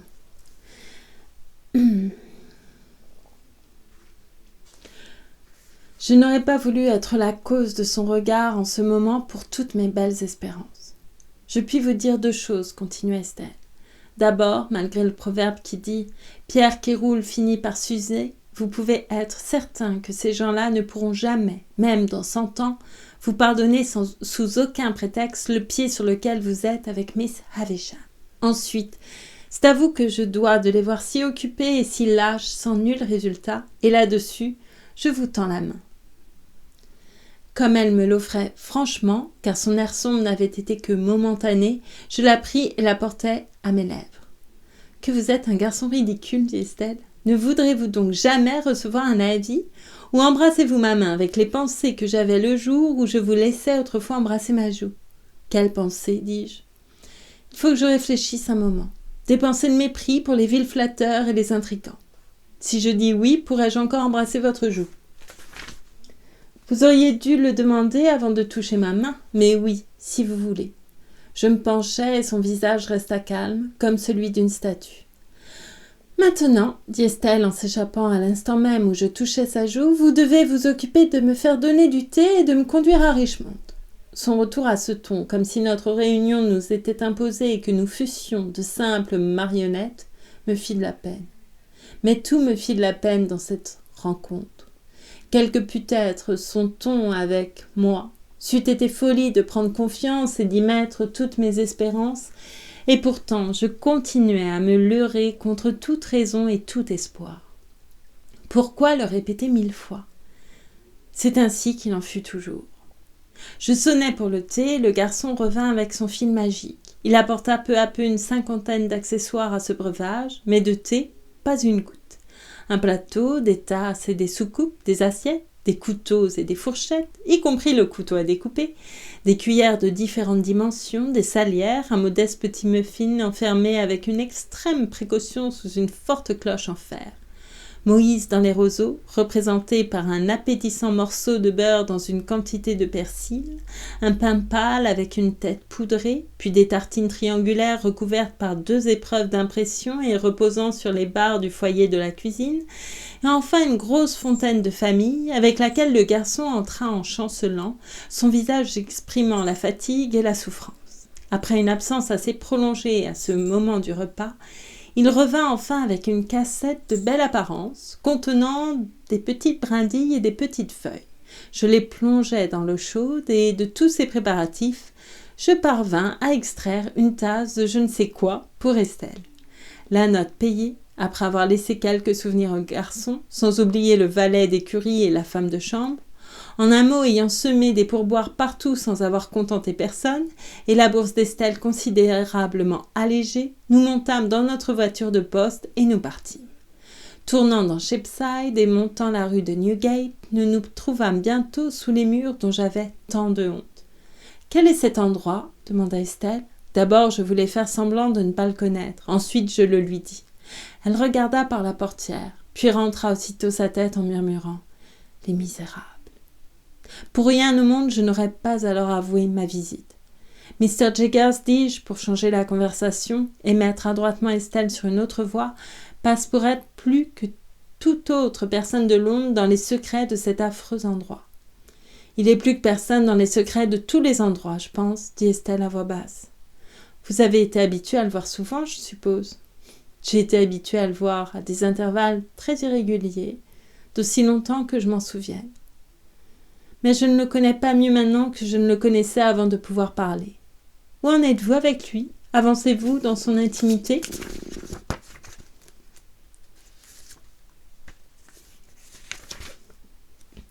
Une fois accoutumée à ces manières méfiantes, dis-je, je m'y suis assez bien fait. Êtes-vous intime ? J'ai dîné avec lui à sa maison particulière. J'imagine, dit Estelle en frissonnant, que ce doit être une maison curieuse. Oui, c'est une maison très curieuse. Je m'étais promis d'être circonspect et de ne pas parler trop librement de mon tuteur avec elle. Mais étant sur ce sujet, je me serais laissé aller à décrire le dîner de Gerrard Street si nous n'étions pas arrivés tout à coup devant la lumière d'un bec de gaz.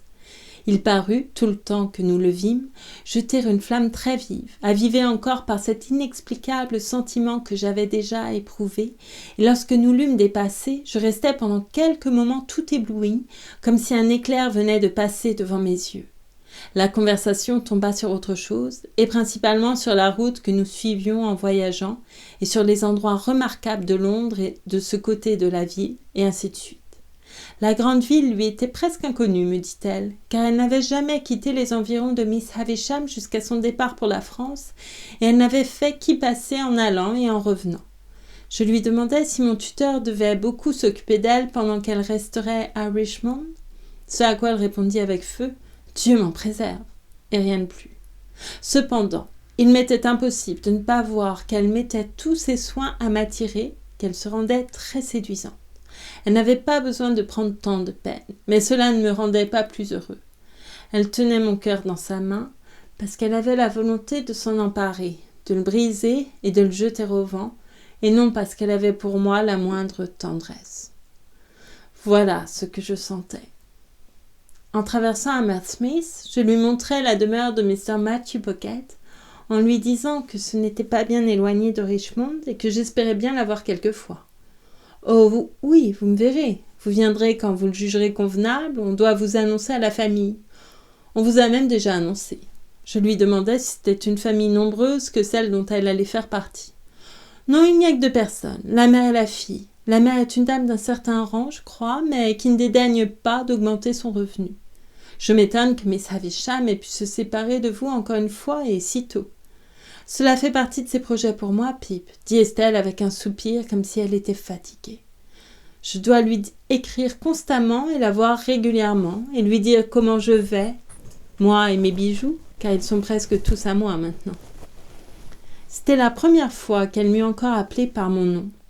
Sans doute, elle le fit avec intention, et sachant bien que je ne le laisserais pas tomber à terre. Nous arrivâmes à Richmond, hélas, bien trop vite. Le lieu de notre destination était une maison près de la prairie, une vieille et grave maison où les paniers, la poudre et les mouches, les habits brodés, les bas rembourrés, les manchettes et les épées avaient eu leur beau jour, mais il y avait longtemps. Quelques vieux arbres devant la maison étaient encore coupés d'une façon aussi surannée et aussi peu naturelle que les paniers, les perruques et les anciens habits à pans roides. Mais le moment n'était pas loin où leur place dans la grande procession des morts allait être désignée, et ils ne devaient pas tarder à s'y mêler pour suivre la route silencieuse qui mène à l'oubli et au repos. Une sonnette à vieux timbre qui, j'ose le dire, avait souvent dit dans son temps à la maison « Voici le panier vert, voici l'épée à poignée de diamants, voici les souliers à talons rouges et le bleu solitaire » résonna gravement dans le clair de lune, et 2 servantes, rouges comme des cerises, vinrent en voltigeant recevoir Estelle. Les mâles ne tardèrent pas à disparaître sous la porte d'entrée. Elle me donna la main et un sourire, et disparut également après m'avoir dit bonsoir. Et cependant, je ne quittais pas des yeux la maison, pensant quel bonheur ce serait de vivre près d'elle, tout en sachant que je ne serais jamais heureux avec elle, mais toujours misérable. Je remontai en voiture pour retourner à Hammersmith. J'y montai avec un cœur malade et j'en sortis avec un cœur plus malade encore. À notre porte, je trouvai la petite Jane Pocket, qui revenait d'une petite soirée escortée par son petit amoureux, malgré qu'il fût sujet de Flopson. Mr. Pocket n'était pas encore rentré. Il faisait une lecture au dehors, car c'était un excellent professeur d'économie domestique, et ses traités sur la manière d'élever les enfants et de diriger les domestiques étaient considérés comme les meilleurs ouvrages écrits sur ces matières. Mais Mrs. Pocket était à la maison et se trouvait dans un léger embarras, parce qu'on avait donné à son petit baby un étui rempli d'aiguilles pour le faire tenir tranquille pendant l'inexplicable absence de Millers avec un de ses parents, soldat dans l'infanterie de la garde, et il mangeait plus d'aiguilles qu'il n'était facile d'en retrouver, soit en faisant une petite opération, soit en administrant quelques toniques à un enfant d'un âge aussi tendre. Mr. Pocket était aussi justement renommé pour donner d'excellents avis pratiques et pour avoir une perception saine et nette des choses, beaucoup de jugement. J'avais quelque idée, sentant mon cœur si malade, de le prier de vouloir bien recevoir mes confidences. Mais ayant par hasard aperçu Mrs. Pocket qui lisait son livre sur les titres et les dignités, après avoir prescrit le lit comme remède souverain pour le baby, je pensais que je ferais tout aussi bien de m'abstenir.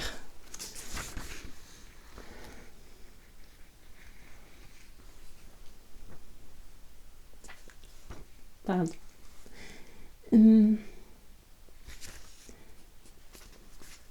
Chapitre 34.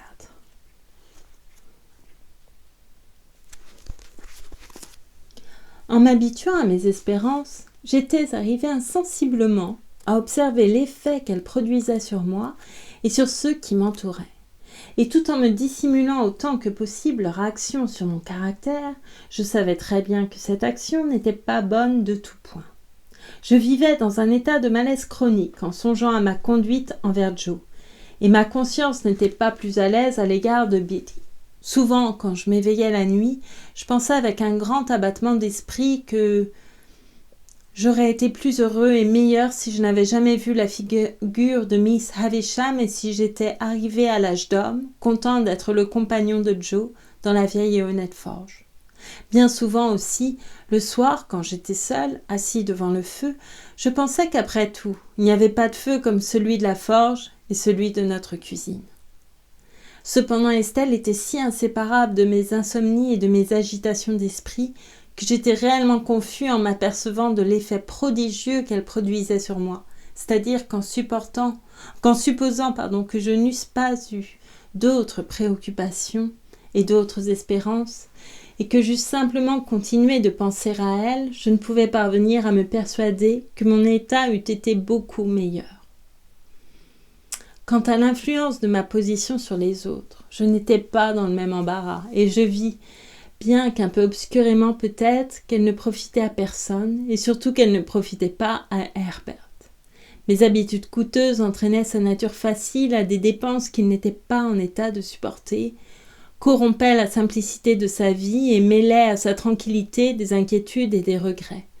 Je n'avais pas le moindre remords d'avoir amené sans le savoir les autres membres de la famille Pocket aux pauvres ruses qu'ils pratiquaient, parce que ces petitesses étaient dans leur nature et auraient été provoquées par n'importe qui si je les avais laissés sommeiller. Mais avec Herbert, c'était bien différent.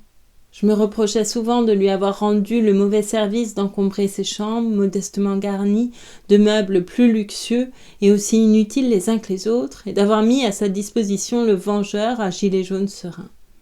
De sorte que, pour augmenter de plus en plus notre petit confortable, je commençais dès ce moment à contracter une quantité de dettes.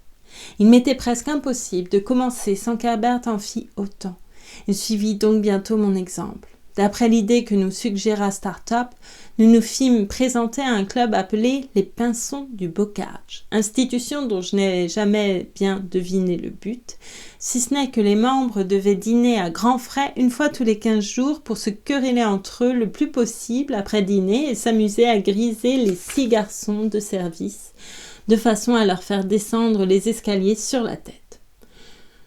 Je sais que ces remarquables fins sociales s'accomplissaient si invariablement qu'Herbert et moi nous ne trouvâmes rien de mieux à dire dans le premier toast de la réunion que la magnifique phrase suivante : « Messieurs, puisse ce premier accord de bons sentiments régner toujours parmi les Pinsons du Bocage. » Les Pinsons dépensaient follement leur argent. L'hôtel où nous dînions était situé dans Covent Garden, et le premier pinson que je vis quand j'eus l'honneur de faire partie du Bocage fut Bentley Drummle, qui, à cette époque, se promenait par la ville dans un cabriolet à lui et causait un dommage considérable aux bornes des coins de rue. Quelquefois, il s'élançait de son équipage par-dessus une tablier, la tête la première, et je le vis dans une occasion descendre à la porte du Bocage de cette manière imprévue exactement comme du charbon de terre. Mais ici j'anticipe un peu, car je n'étais pas encore pinson et ne pouvais l'être, selon les lois jurées par la société avant ma majorité. Confiant dans mes propres ressources, j'aurais volontiers pris sur moi les dépenses d'Herbert, mais Herbert était fier, et je ne pouvais lui faire une semblable proposition. Ainsi, il se mettait de tous côtés dans l'embarras et continuait à se préoccuper vivement des moyens qu'il pourrait trouver pour tâcher d'en sortir. Quand, petit à petit, nous arrivâmes à passer ensemble de longues heures, je remarquai qu'il considérait sa position présente et future d'un œil désespéré au déjeuner, puis qu'il commençait à la considérer avec un peu plus d'espoir vers midi, qu'il retombait dans ses inquiétudes vers l'heure du dîner, qu'il semblait apercevoir le capital indispensable assez nettement dans le lointain après le dîner, qu'il le réalisait vers minuit, et que vers 10 heures du matin, le désespoir le reprenait au point qu'il parlait d'acheter une carabine et de partir pour l'Amérique avec l'intention bien arrêtée de forcer les buffles à faire sa fortune. J'étais ordinairement à Hammersmith la moitié de la semaine environ, et quand j'étais à Hammersmith, j'allais à Richmond. Herbert venait souvent à Hammersmith quand j'y étais, et je pense que ces jours-là, son père l'entrevoyait vaguement que l'occasion qu'il cherchait n'avait pas encore paru. mais que, eu égard à la manie générale de tomber, remarquable dans cette famille, il devait nécessairement finir par tomber sur quelque chose d'avantageux. Pendant ce temps-là, Mr. Pocket grisonnait et essayait plus souvent que jamais de se tirer les cheveux pour sortir de ses perplexités, tandis que Mrs. Pocket donnait des crocs en jambes à toute la famille à l'aide de son tabouret, lisait son livre de blason, perdait son mouchoir de poche, nous parlait de son grand-papa et enseignait au baby à se conduire en le faisant mettre au lit toutes les fois qu'il attirait son attention. Comme je suis maintenant en train de résumer toute une époque de ma vie, dans le but de déblayer la route devant moi, je ne puis mieux faire que de compléter la description de nos habitudes et de notre manière de vivre à l'hôtel Barnard. Nous dépensions le plus d'argent que nous pouvions et nous obtenions en échange aussi peu que les gens auxquels nous avions affaire se mettaient dans la tête de nous donner. Nous étions toujours plus ou moins gênés, et la plupart de nos connaissances se trouvaient dans la même condition. Une heureuse fiction nous faisait croire que nous nous amusions constamment, et une ombre de vérité nous faisait voir que nous n'y arrivions jamais. Et j'avais une entière certitude que notre cas, sous ce dernier rapport, était assez commun. Chaque matin, Herbert se rendait dans la cité pour regarder autour de lui s'il ne voyait pas quelque moyen de sortir d'embarras. Je lui rendais souvent visite dans la sombre chambre du fond dans laquelle il vivait avec une bouteille d'encre, une patère à chapeau, une boîte à charbon, une boîte à ficelle, un almanach, un pupitre, un tabouret et une règle, et je ne me rappelle pas l'avoir vu faire autre chose que d'attendre l'occasion de faire la fortune si patiemment espérée. Si nous avions fait tout ce que nous entreprenions aussi fidèlement qu'Herbert, nous aurions pu former une république de toutes les vertus. Il n'avait pas autre chose à faire, le pauvre garçon, si ce n'est de se rendre à une certaine heure de l'après-midi au Lloyd pour voir son patron, je pense. Il ne faisait jamais autre chose au Lloyd, à ma connaissance du moins, que d'en revenir. Quand il voyait les choses très sérieusement et qu'il fallait positivement trouver quelque expédient, il allait à la bourse à l'heure des affaires. Il entrait, il sortait et exécutait une sorte de contredanse lugubre au milieu des manias de la finance. Car, me disait Herbert en rentrant dîner, un jour qu'il sortait de cette réunion, je trouve que l'occasion ne vient pas toute seule, Handel, et qu'il faut aller la trouver. C'est ce que je fais.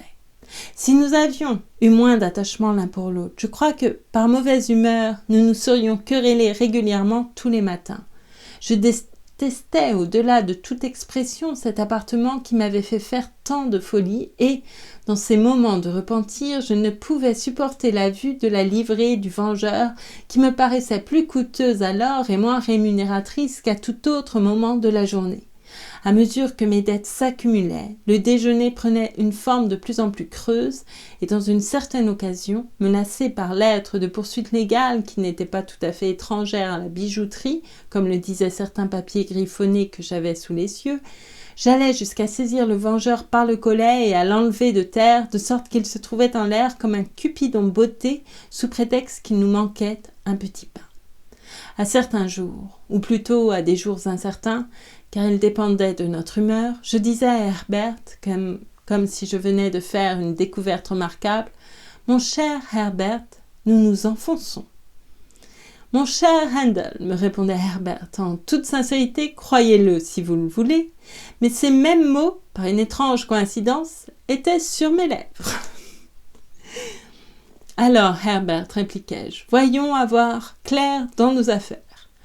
Nous éprouvions toujours une profonde satisfaction en prenant jour dans cette intention. Je m'imaginais toujours que c'était là traiter les affaires, que c'était le moyen de prendre l'ennemi à la gorge, et je sais qu'Herbert pensait comme moi.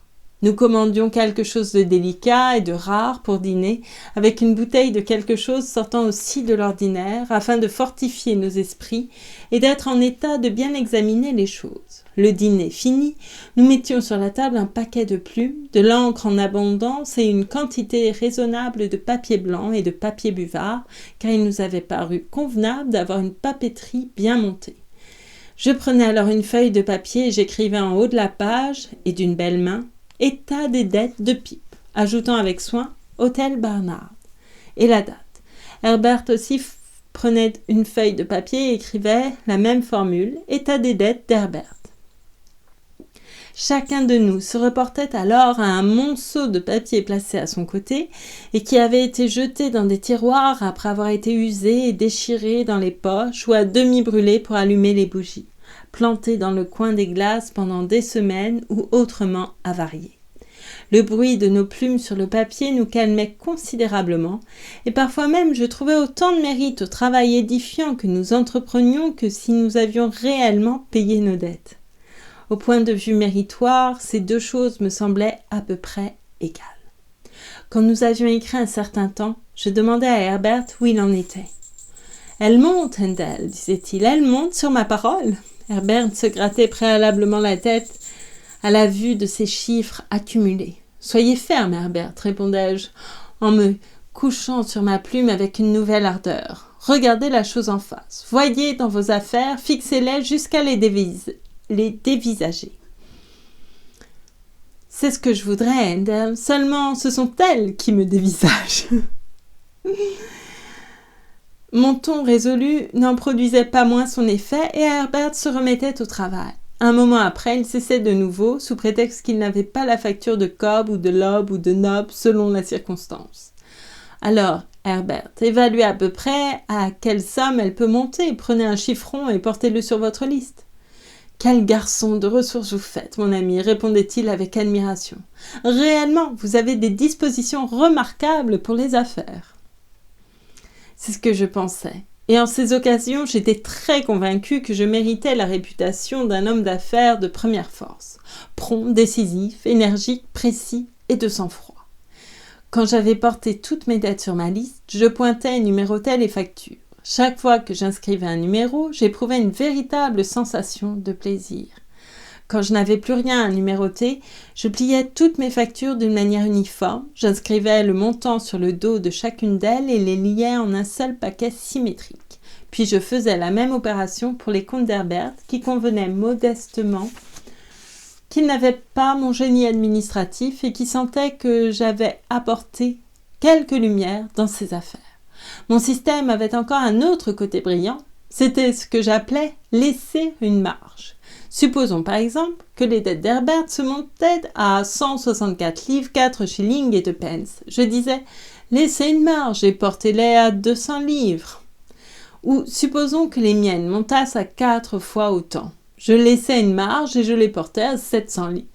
J'avais la plus haute opinion de la sagesse de cette marge. Mais je suis forcé de convenir, en regardant en arrière, que je crois que ce fut un système coûteux, car nous recommencions aussitôt à faire de nouvelles dettes pour combler la marge. Et quelquefois, vu les idées de liberté et de solvabilité qu'elles comportaient, nous étions promptement forcés d'avoir recours à une nouvelle marge. À la suite d'un examen de ce genre, il y avait généralement un calme, un repos, un vertueux silence, qui me donnait pour le moment une opinion admirable de moi-même. Satisfait de mes efforts, de ma méthode et des compliments d'Herbert, je restais assis, avec son paquet symétrique et le mien posé devant moi sur la table, au milieu des diverses fournitures de bureau, me figurant être une sorte de banquier plutôt qu'un simple particulier tel que j'étais. En ces occasions solennelles, nous fermions notre porte d'entrée afin de ne pas être dérangés. Un soir, je venais de tomber dans cet état de béatitude quand nous entendîmes une lettre glisser dans la fente de ladite porte et tomber sur le plancher. « C'est pour vous, Handel, dit Herbert qui était sorti et rentré en la tenant. J'espère que ce n'est rien de mauvais. » Il faisait allusion au lourd cachet noir de l'enveloppe et à sa bordure noire. La lettre était signée Trabb & Co.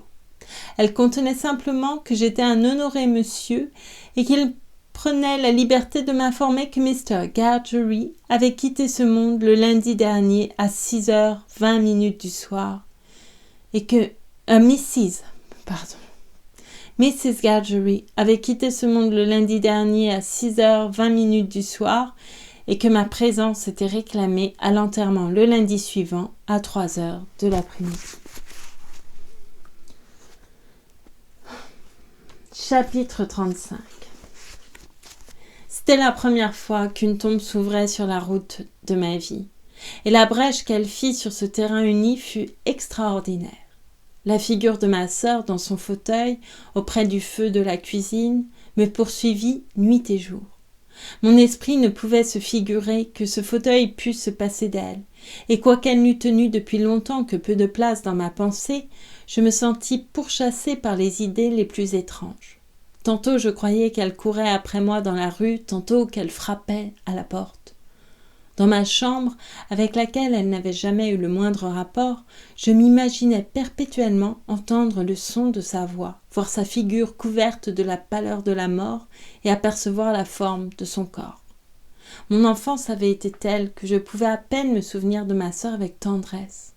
Mais je suppose qu'une certaine somme de regrets peut exister sans beaucoup d'affection. Sous cette influence, et peut-être pour compenser l'absence d'un sentiment plus doux, je fus saisie d'une violente indignation contre l'assassin qui l'avait fait tant souffrir, et je sentais qu'avec des preuves suffisantes j'aurais été capable de poursuivre de ma vengeance Orlick ou tout autre jusqu'à la dernière extrémité. Ayant écrit à Joe pour lui offrir des consolations et pour l'assurer que je me rendrais à l'enterrement, je passai les jours qui suivirent dans le curieux état d'esprit que je viens de décrire. Au jour fixé, je partis de grand matin et descendis au Cochon Bleu assez à temps pour aller à pied jusqu'à la forge. C'était un jour d'été. Tout en marchant, le temps où j'étais une pauvre petite créature sans appui et où ma sœur ne m'épargnait pas, me revenait vivement à l'esprit, mais en teinte légère et adoucie.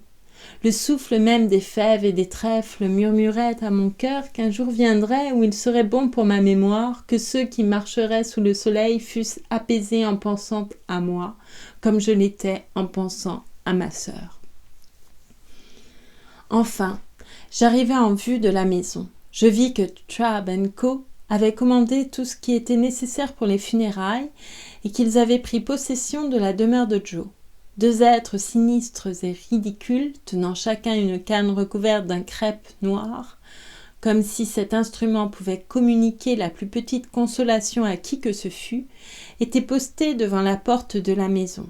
Je reconnus l'un d'eux, un petit postillon renvoyé du Cochon Bleu pour avoir versé un jeune couple dans un fossé le matin même du mariage, par suite de son état d'ivresse qui l'obligeait à monter à cheval en tenant ses deux bras croisés autour du cou de l'animal.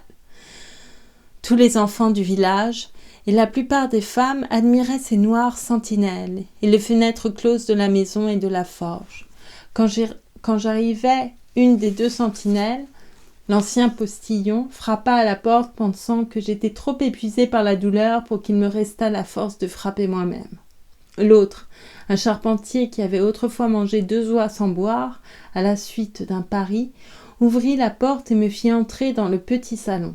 Mr. Trabb avait accaparé la meilleure table à laquelle il avait mis toutes les rallonges et où il étalait une espèce de bazar de deuil à grand renfort d'épingles également noires. Au moment de mon arrivée, il finissait d'entourer le chapeau de quelqu'un d'un long crêpe, noir comme un négrillon d'Afrique. Il tendit la main pour prendre le mien, et moi, me méprenant sur son mouvement et troublée par la circonstance, je lui serrai les mains avec toutes les marques d'une ardente affection. Le pauvre cher Joe, embarrassé dans un petit manteau noir, attaché par un gros nœud sous son manteau, était assis tout seul, à l'autre bout de la chambre, où, comme conducteur du deuil, il avait été placé par Trabb. Quand je me penchai pour lui dire « Cher Joe, comment vous portez-vous » il répondit « Pip, mon petit Pip, vous l'avez connue lorsqu'elle était une bien belle. » Il saisit ma main sans rien dire de plus. Biddy avait l'air très propre et très modeste dans ses vêtements noirs. Elle allait et venait tranquillement et se rendait très utile. Quand je parlais à Biddy, j'allais m'asseoir auprès de Joe et je commençais à me demander dans quelle partie du salon elle, ma sœur, se trouvait. L'air du salon exhalait une odeur de gâteau. Je cherchais autour de moi la table des rafraîchissements. On ne pouvait la voir que lorsqu'on s'était habitué à l'obscurité, mais il y avait dessus un plum cake coupé par morceaux, des oranges coupées aussi, et des sandwichs, et des biscuits, et 2 carafes que j'avais bien connues comme ornement, mais que je n'avais jamais vu servir de ma vie, l'une pleine de Porto, l'autre de sherry. Devant cette table se tenait le servile Pumblechook, enveloppé dans un manteau noir et ayant plusieurs mètres de crêpe à son chapeau. Tantôt il se bourrait et tantôt il faisait d'obséquieux mouvements pour attirer mon attention. Dès qu'il eut réussi, il vint à moi en répandant autour de lui une odeur de chéri et de gâteau et il me dit d'une voix émue « Permettez, cher monsieur », et il exécuta ce qu'il me demandait la permission de faire. Je découvris aussi Mr. et Mrs. Hubble, cette dernière, dans le silencieux paroxysme de douleur commandé par la circonstance, se tenait dans un coin. Nous devions tous suivre le convoi, bien entendu après avoir été affublés par Trabb comme de ridicules paquets. « C'est-à-dire, Pip, me dit tout bas Joe, au moment où nous allions être ce que Mr. Trabb appelait rangés dans le salon 2 à 2, ce qui avait terriblement l'air de la répétition de quelques drames burlesques, c'est-à-dire, monsieur, que je l'aurais de préférence porté à l'église moi-même avec 3 ou 4 amis qui seraient venus à mon aide de bon cœur et avec de bons bras. Mais il a fallu considérer ce que les voisins en diraient et s'ils ne penseraient pas que c'eût été lui manquer de respect. « Tous les mouchoirs dehors !» cria en ce moment Mr. Trabb d'une voix affairée. « Les mouchoirs dehors, nous sommes prêts !» Nous portâmes donc nos mouchoirs à nos visages, comme si nous saignions du nez, et nous nous mîmes 2 par 2, Joe et moi, Biddy et Pumblechook, Mr. et Mrs. Hubble. On fit faire à la dépouille mortelle de ma sœur le tour par la porte de la cuisine, et, comme c'est un point important dans un convoi funèbre que les 6 porteurs soient étouffés et aveuglés sous une horrible housse en velours noir à bordure blanche, le convoi ressemblait à un monstre aveugle avec 12 jambes humaines, se traînant et avançant sous la direction des 2 conducteurs, le postillon et son camarade. Les voisins, cependant, approuvaient hautement ce cérémonial et on nous admira beaucoup lorsque nous traversâmes le village. La partie la plus jeune et la plus agitée de la commune se précipitait à travers le cortège sans s'inquiéter de le couper, ou restait à nous attendre pour nous voir défiler aux endroits les plus avantageux. Alors les plus intrépides criaient d'un ton exalté à notre approche des coins où ils stationnaient « Les voici, les voilà !» et nous n'étions pas du tout réjouis. Pendant cette marche, je fus on ne peut plus vexé par l'abject Pumblechook qui, se trouvant derrière moi, persista tout le long du chemin, croyant avoir une attention délicate, à arranger mon crêpe flottant et à étendre les plis de mon manteau. Plus tard, mon attention fut attirée par l'expressif orgueil de Mr. et Mrs. Hubble qui se gonflaient et s'enorgueillissaient démesurément de faire partie d'un convoi si distingué. Nous aperçûmes enfin la ligne des marais qui s'étendait lumineuse devant nous, avec les voiles des vaisseaux sur la rivière dont ils semblaient sortir, et nous arrivâmes au cimetière, auprès des tombes de mes parents que je n'avais jamais connus, feu Philip Pirrip, décédée dans cette paroisse, et aussi Georgiana, épouse du ci-dessus.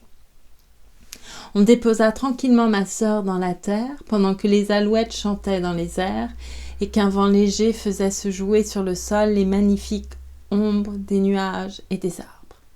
Je ne parlerai pas de la conduite toute mondaine de Pumblechook devant la tombe, je dirai seulement que toutes ces politesses m'étaient adressées, et que même lorsqu'on lut ces nobles passages des Écritures qui rappellent à l'humanité ce qu'elle n'a rien apporté en ce monde, et qu'elle n'en peut rien emporter, et comment elle passe comme une ombre, je l'entendis grommeler je ne sais quoi sous forme de réserve mentale, d'un jeune monsieur de sa connaissance qui venait d'arriver à une immense fortune d'une manière tout à fait inattendue. Quand nous rentrâmes, il eut la hardiesse de me dire qu'il aurait souhaité que ma sœur pût connaître que je lui avais fait tant d'honneur et de me laisser entendre qu'elle eût considéré que sa mort ne payait pas trop un tel honneur. De retour à la maison, il but ce qui restait de sherry et Mr. Hubble but le porto et tous 2 se mirent à causer de choses et d'autres, ce qui, je l'ai remarqué depuis, est l'habitude générale dans ces occasions, comme si les survivants étaient d'une toute autre race que le défunt et reconnu immortel. Enfin, Pumblechook partit avec Mr. et Mrs. Hubble pour passer la soirée chez eux. J'en étais convaincue, et pour dire aux 3 jolis bateliers qu'il était le fondateur de ma fortune et mon premier bienfaiteur. Quand ils furent tous partis, et quand Trabb et ses hommes, mais non son garçon, eurent serré l'appareil de leur mommerie dans des sacs, et qu'ils furent partis aussi, la maison me parut plus saine. Bientôt après, Biddy, Joe et moi, nous nous assîmes devant un dîner froid, mais nous dînâmes dans le salon, et non dans la vieille cuisine, et Joe était si excessivement attentif à ce qu'il faisait avec son couteau, sa fourchette et la salière et tout le reste, qu'il y avait une grande gêne entre nous. Mais après le dîner, quand je lui eus fait prendre sa pipe pour aller flâner avec lui dans la forge, et que nous nous fûmes assis ensemble sur le grand bloc de pierre dans la rue, tout alla mieux.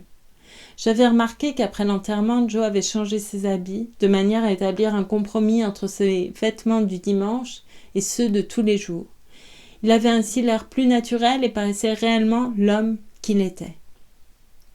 Il fut enchanté de la prière que je lui fis de me faire coucher dans mon ancienne petite chambre. Et moi je fus enchantée aussi, car je crus avoir fait quelque chose de grand en présentant cette requête. Quand les ombres de la nuit furent venues, je saisis une occasion d'entraîner Biddy dans le jardin pour avoir avec elle une petite conversation. « Biddy, dis-je, je pense que tu aurais bien pu m'écrire quelques mots sur ces tristes choses. »« Pensez-vous, Mr. Pip, dit Biddy, j'aurais écrit si j'y avais pensé. Ne crois pas que j'ai l'intention d'être dure quand je dis que je crois que tu aurais dû y avoir pensé. Croyez-vous, Mr. Pip ? Elle était si calme et il y avait un air si gentil, si doux et si bon dans toute sa personne que je ne pouvais supporter l'idée de la faire pleurer encore. Après avoir considéré un moment ses yeux baissés, pendant qu'elle marchait à côté de moi, je changeai donc de conversation. Je suppose qu'il te sera difficile de rester ici maintenant, cher Biddy. Oh, je ne le puis, Mr. Pip, dit Biddy d'un ton de regret, mais cependant de profonde conviction. J'ai parlé à Mrs. Hubble et je dois aller chez elle demain. J'espère qu'ensemble nous pourrons avoir soin de Mr. Gargery jusqu'à ce qu'il ait pris ses arrangements. Comment vas-tu vivre, Biddy, si tu as besoin d'art? Comment je vais vivre? Répéta Biddy avec une rougeur fugitive. Je vais vous le dire, Mr. Pip. Je vais tâcher d'obtenir la place de maîtresse dans la nouvelle école qu'on finit de bâtir ici. Je puis me faire bien recommander par tous les voisins et j'espère être à la fois appliquée et patiente et m'instruire moi-même en instruisant les autres. Vous savez, Mr. Pip, continua Biddy avec un sourire, en levant les yeux sur moi, les nouvelles écoles ne sont pas comme les anciennes, mais j'ai appris beaucoup, grâce à vous, depuis ce temps-là, et j'ai eu le temps de faire des progrès. Je pense que tu feras toujours des progrès, Biddy, dans n'importe quelle circonstance. Ah, pourvu que ce ne soit pas du mauvais côté de la nature humaine, murmura Biddy. C'était moins un reproche intentionnel à mon adresse qu'une pensée involontairement échappée. Eh bien, pensai-je, je vais aussi laisser de côté ce sujet-là. Je continuai à marcher à côté de Biddy, qui tenait toujours les yeux fixés à terre. Je ne connais pas les détails de la mort de ma sœur, Biddy. Il y a peu de choses à en dire, la pauvre créature. Elle était dans un de ses accès, bien qu'ils fussent plutôt moindres que plus forts dans ces derniers temps. Il y a 4 jours, dans la soirée, elle sortit de son apathie ordinaire, juste au moment du thé, et dit très distinctement « Joe ». Comme elle n'avait pas dit un seul mot depuis longtemps, je courus chercher Mr. Gargery dans la forge. Elle me faisait signe qu'elle désirait le voir assis à côté d'elle, et voulait que je misse ses bras autour de son cou. C'est ce que je fis, et elle appuya sa main sur son épaule, toute contente et toute satisfaite, et bientôt après, elle dit encore une fois « Joe ». Et puis une fois « Pardon » et une fois « Pip ». Elle ne releva plus jamais sa tête, et ce fut juste 1 heure après que nous l'entendîmes sur son lit, parce que nous vîmes qu'elle était morte. Biddy pleura. Le sombre jardin et la rue et les étoiles qui se montraient, tout cela était trouble à mes yeux. On n'a jamais rien découvert, Biddy. Rien. Sais-tu ce qu'Orlick est devenu? À la couleur de ses habits, je dois penser qu'il travaille dans les carrières. Tu l'as donc revu? Pourquoi regardes-tu maintenant cet arbre sombre dans la rue? C'est là que j'ai vu Orlick le soir de la mort de votre sœur. Et tu l'as encore revu depuis, Biddy? Oui, je l'ai vu là depuis que nous nous promenons ici. C'est inutile, ajouta Biddy en posant la main sur mon bras, comme j'allais m'élancer dehors. Vous savez que je ne voudrais pas vous tromper. Il n'est pas resté 1 minute là et il est parti. Cela raviva mon indignation de voir Biddy poursuivi par cet individu, et je me sentis outrée contre lui. Je le dis à Biddy, et j'ajoutais que je donnerais n'importe quelle somme, et que je prendrais toutes les peines du monde pour le faire partir du pays. Par degrés, elle m'amena à des paroles plus calmes. Elle me dit combien Joe m'aimait et qu'il ne s'était jamais plaint de rien. Elle n'ajouta pas de moi, il n'en était pas besoin. Je savais ce qu'elle voulait dire. Mais qu'il remplissait toujours les devoirs de son état, qu'il avait le bras solide, la langue calme et bon cœur. En effet, il serait impossible de dire trop de bien de lui, dis-je. Biddy, nous parlerons souvent de ces choses, car sans doute je viendrai souvent ici. Maintenant, je ne vais pas laisser le pauvre Joe seul. Biddy ne répliqua pas un mot. Biddy, ne m'entends-tu pas? Oui, Mr. Pip. Sans te demander pourquoi tu m'appelles Mr. Pip, ce qui me paraît être de mauvais goût, fais-moi savoir ce que tu veux dire. Ce que je veux dire, demanda Biddy timidement. Biddy, dis-je, en appuyant avec force, je t'en prie, dis-moi ce que tu veux dire par là. Par là, dit Biddy. Allons, ne répète pas comme un écho. Autrefois, tu ne répétais pas ainsi, Biddy. Autrefois, dit Biddy. Ah, Mr. Pip, autrefois. Je songeais que je ferais bien d'abandonner aussi ce sujet. Cependant, après un autre tour silencieux dans le jardin, je repris. Biddy, j'ai dit tout à l'heure que je reviendrais souvent voir Joe. Tu n'as rien répondu. Dis-moi pourquoi, Biddy. Êtes-vous donc bien sûr que vous viendrez le voir souvent? Demanda Biddy, s'arrêtant dans l'étroite allée du jardin et me regardant à la clarté des étoiles d'un œil clair et pur. Ah, mon Dieu, dis-je, comme désespérant de faire entendre raison à Biddy, voilà qui est vraiment un très mauvais côté de la nature humaine. N'en dis pas davantage, s'il te plaît, Biddy. Cela me fait trop de peine. Par cette raison dominante, je tins Biddy à distance pendant le souper et, quand je montai à mon ancienne petite chambre, je pris congé d'elle aussi froidement que le permettait le souvenir du cimetière et de l'enterrement. Toutes les fois que je me réveillais dans la nuit, et cela m'arriva tous les quarts d'heure, je pensais à la méchanceté, à l'injure, à l'injustice que Biddy m'avait faite. Je devais partir de grand matin. De grand matin, je fus debout et, regardant sans être vue par la fenêtre de la forge, je restai là pendant plusieurs minutes, contemplant Joe, déjà au travail et rayonnant de santé et de force. Adieu, cher Joe. Non, ne l'essuyez pas, pour l'amour de Dieu. Donnez-moi votre main noircie. Je reviendrai bientôt et souvent. Jamais trop tôt, monsieur, et jamais trop souvent, Pip, dit Joe.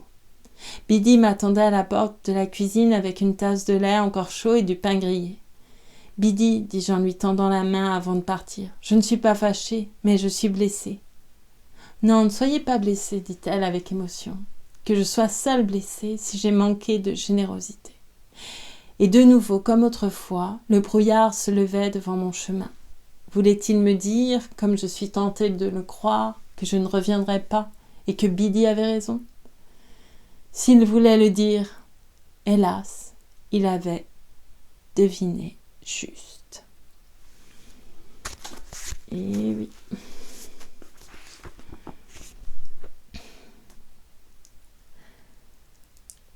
Et c'est la fin de cette lecture qui est un peu plus courte que les autres, j'ai l'impression. Est-ce que je continue un petit chapitre?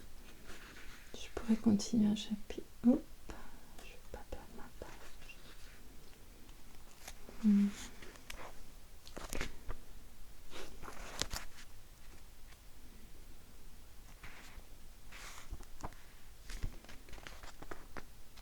Non, en même temps, je vais m'arrêter là parce que je trouve que c'était une fin idéale. Enfin, ça tombait bien pour une fin. Donc, je vais m'arrêter là. Même si c'est un peu plus court comme lecture. En même temps, c'est quand même 1h43, c'est pas non plus rien. Enfin, un peu moins avec l'introduction. Et je pensais plutôt que je n'avais pas préparé de chanson. Oh là là! Qu'est-ce que je sais comme ça de tête? Les chansons que je connais. Non, je connais beaucoup de chansons, mais quand il s'agit de me dire quelle chanson je connais comme ça... Alors, là, comme ça, j'en ai 2 qui me viennent. Et encore, j'ai peur de ne pas les connaître assez. Je vous ai déjà chanté en plus celle-ci. Moi, si j'étais un homme, je serais capitaine d'un bateau vert et blanc, d'une élégance rare et plus forte que les peines pour les trop mauvais temps. Je t'emmènerai en voyage dans les plus beaux pays du monde.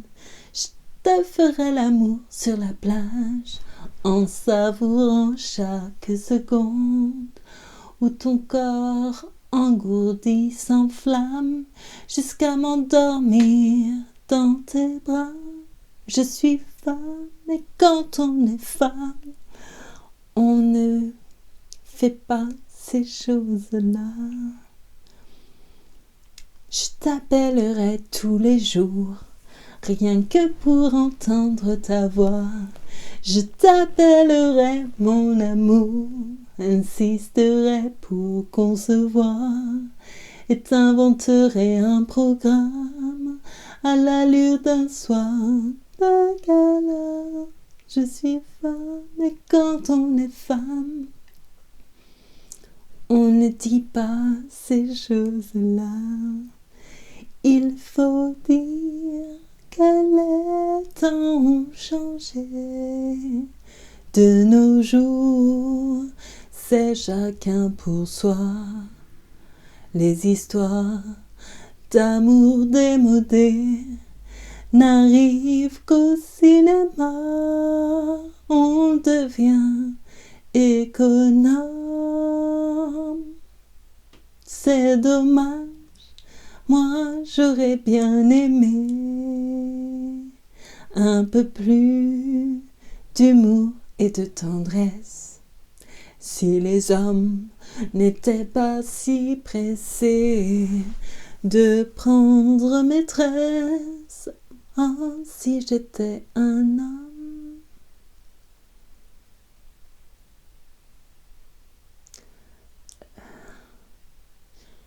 Je t'offrirai de beaux bijoux, des fleurs pour ton appartement, des parfums à vous rendre fou, et juste à côté de Milan, dans une ville qu'on appelle Bergame, je te ferai construire une villa. Je suis femme, et quand on est femme, on n'achète pas ces choses-là. Il faut dire que les temps ont changé. De nos jours, c'est chacun pour soi. Si les hommes n'étaient pas si pressés de prendre maîtresse, moi si j'étais un homme, je serais romantique.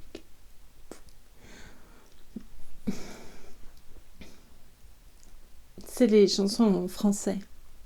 Mais j'aurais pu vous chanter du Brel aussi, ou plein de choses encore. Ou sinon, c'était Mademoiselle de Rochefort. Je crois que je l'ai chantée d'ailleurs, cette chanson que je viens de vous chanter. Je suis pas fan des paroles. Déjà parce que je pense que même quand on est une femme, on peut faire ça. Qu'ensuite, c'est quand même un certain standard. Je veux dire, faire construire une villa ou acheter des... Ouais, tout ça. Je suis pas fan. Voilà. Ni cette forme d'amour.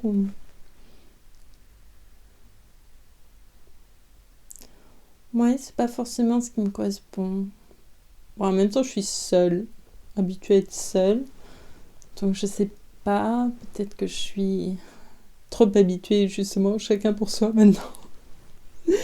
J'en sais rien. Je dis des bêtises parce que là, je sais pas quoi dire. Sauf que c'est sûr que c'est pas... Il y a plein de chansons comme ça. Quand j'entends les paroles, même des belles chansons que j'aime bien, mais je me dis oui, pas plus.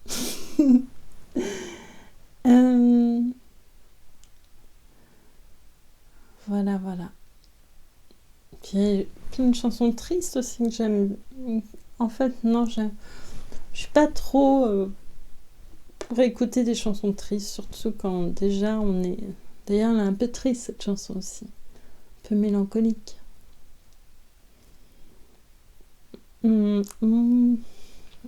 J'ai fait ça une période. Écouter des chansons tristes comme ça quand ça donne le cafard. Moi, j'écoute que j'essaie d'écouter des chansons joyeuses avant tout. Voilà. Alors, c'est pas les plus simples à trouver, mais il y en a quand même. Voilà. Bon, c'est vraiment parce que j'avais pas préparé de chanson, je suis désolée. J'aurais pu chanter vraiment autre chose. Hein. Elle est pas folle cette chanson, mais je sais que je la connais bien parce que je l'avais chantée il y a des années, mais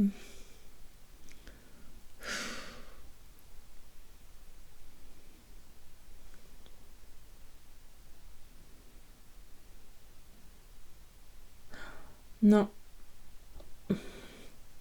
Peut-être des choses plus contemporaines aussi. Ou du rap pour changer un peu. Mais je sais pas rapper, je manque de rythme. Très bien. Bon, voilà, je n'ai rien à dire. Alors je m'arrête là. Je vous souhaite une très belle nuit. Je vous remercie beaucoup, beaucoup pour votre écoute. Merci beaucoup. Et je me tiens comme si j'avais mal au temps, mais non. J'ai mal au dos par contre. Je fais pas assez de sport, pas assez d'activité physique là en ce moment. Il faut se reprendre en main. Et se coiffer à l'occasion. Pardon. Ah mais il y a trop de vent, de toute façon ça sert à rien de se coiffer. Je vais attendre l'été. Même l'été, il y a du vent ici. Qu'est-ce que je disais ? Merci beaucoup pour votre écoute. Et ça fait presque 10 minutes de bêtises hein, quand même. C'est énorme. On n'a pas que ça à faire. Je vous souhaite une très belle nuit, une très belle journée. Des bonnes fêtes, si c'est pas passé. Je sais pas encore. Et à très bientôt. Voilà, merci encore. Bonne soirée.